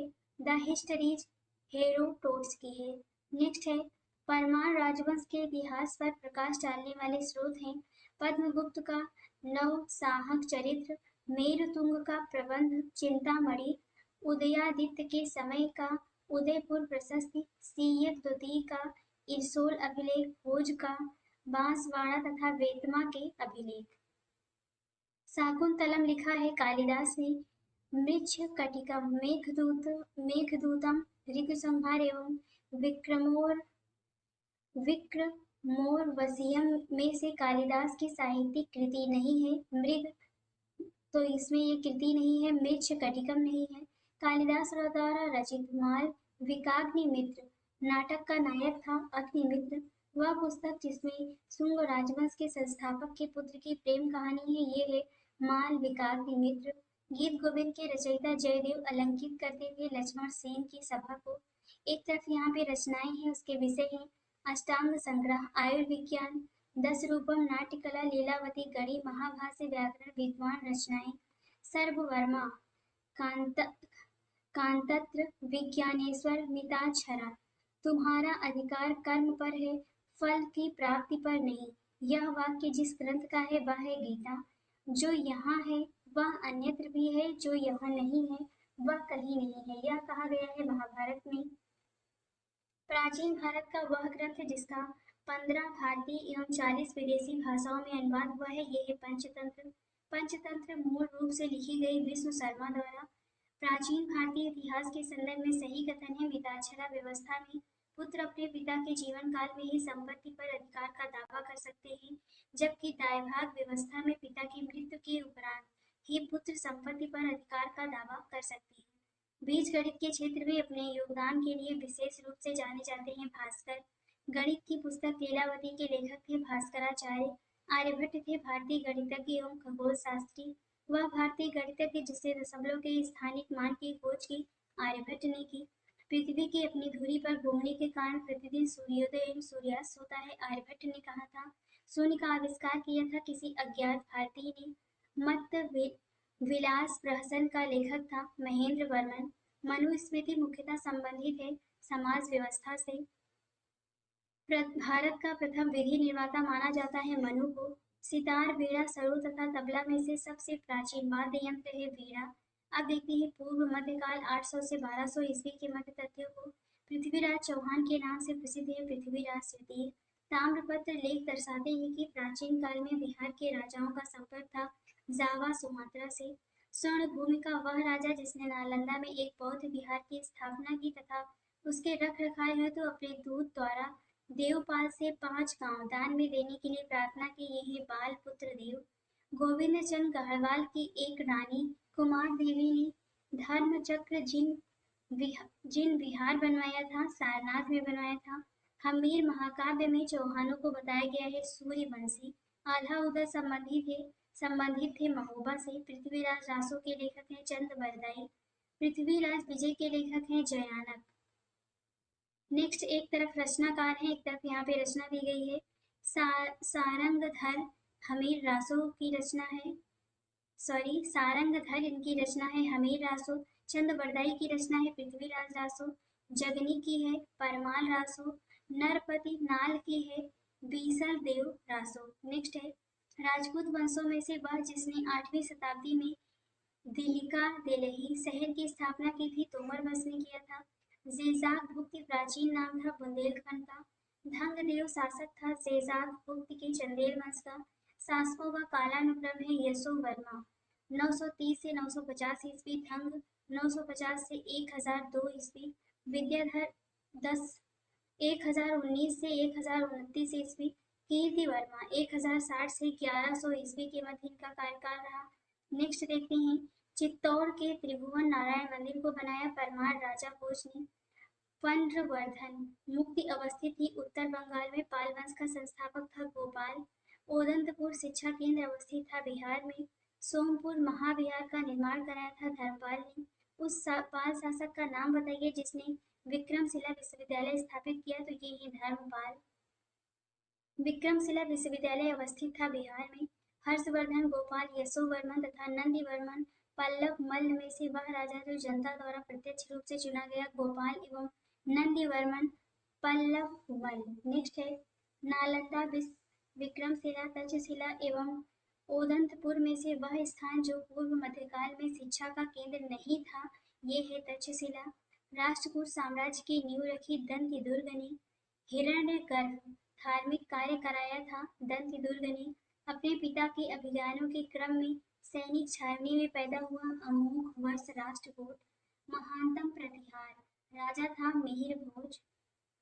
गुर्जर प्रतिहार वंश का वह शासक जिसकी उपाधि आदिवराह थी, ये है मिहिर भोज। शासकों का सही कालानुक्रम है वत्सराज, इनका ये समय आप देख लीजिएगा। वत्सराज, नागभट्ट द्वितीय, महेंद्रपाल प्रथम एवं महिपाल। नागभट्ट सेकंड, महेंद्रपाल फर्स्ट, देवपाल तथा भरतभट्ट फर्स्ट में से वह नाम जो गुर्जर प्रतिहार राजवंश से संबंधित नहीं था, ये है भरतभट्ट फर्स्ट। महान जैन विद्वान हेमचंद अलंकित करते थे कुमार पाल की सभा को। लक्ष्मण संवत का प्रारंभ किया था लक्ष्मण सेन के द्वारा किया गया। भारतीय मध्यकालीन भारत के प्रसिद्ध विधिवेत्ता थे विज्ञानेश्वर, हेमाद्रि एवं जीमूतवाहन। महान संस्कृत कवि एवं नाटककार राजशेखर संबंधित थे महिपाल एवं महेंद्रपाल प्रथम के दरबार से। सुमेलित किया गया है, एक तरफ राजवंश है, एक तरफ राजधानी है। प्रतिहार की राजधानी है कनौज। परमार की धारा 16 की है अनहिलवाड़। नेक्स्ट है गुर्जर प्रतिहार वंश की स्थापना की थी नागभट्ट प्रथम ने। प्रतिहार, पाल, राष्ट्रकूट तथा चोल में से वह जो त्रिकोणात्मक संघर्ष का हिस्सा नहीं था, ये थे चोल। महोदया का पुराना नाम है कन्नौज का। नगर महोदय श्री के नाम से जाना जाता था कन्नौज को। सही सुमेलन है पूर्व मध्यकालीन उत्तर प्रदेश के शहर है, इनकी वर्तमान में अवस्थिति दी गई है। कोल कोयली वर्तमान में अलीगढ़ है। महोत्सव नगर महोबा। महोदय श्री कन्नौज जेजाग गुप्त बुंदेलखंड है। वह जिसने खंबात में तोड़ी गई मस्जिद के पुनर्निर्माण के लिए आर्थिक सहायता प्रदान की थी। जय सिंह सिद्धराज। परमार वंश का शासक था उपेंद्र अथवा कृष्णराज। राजा भोज ने शासन किया धार पर। काल्पनिक वैज्ञानिक उपकरणों पर पुस्तक लिखने वाला परमार वंशी शासक था भोज। भोजशाला मंदिर की अधिष्ठात्री देवी हैं भगवती सरस्वती। उपेंद्र, मुंज, गांगेय देव तथा उदयादित्य में से वह शासक जो परमार वंश से संबंधित नहीं था, ये है गांगेय देव। सुमेलित है एक तरफ प्रसिद्ध स्थान है, इस तरफ क्षेत्र दिया गया है बोध गया बिहार, खजुराहो बुंदेलखंड, शिरडी अहमदनगर महाराष्ट्र, नासिक महाराष्ट्र, तिरुपति रायलसीमा आंध्र प्रदेश। नेक्स्ट है कश्मीर का अकबर के नाम से प्रसिद्ध सुल्तान था जैनुल आबिदीन। कश्मीर के शासक जैनुल आबिदीन का वास्तविक नाम था शाही खां। कर्नाट वंश का संस्थापक था नान्य देव। कर्नाट वंश का अंतिम शासक था हरि सिंह। कुरुसपाल शिलालेख से जानकारी मिलती है राजा सोमेश्वर प्रथम के बारे में। गौड़ बहु के रचयिता थे वाघपति। मध्यकालीन भारत के आर्थिक इतिहास के संदर्भ में शब्द अर्घट्टा निरूपित करता है भूमि की सिंचाई के लिए प्रयुक्त जल चक्र वाटर व्हील को।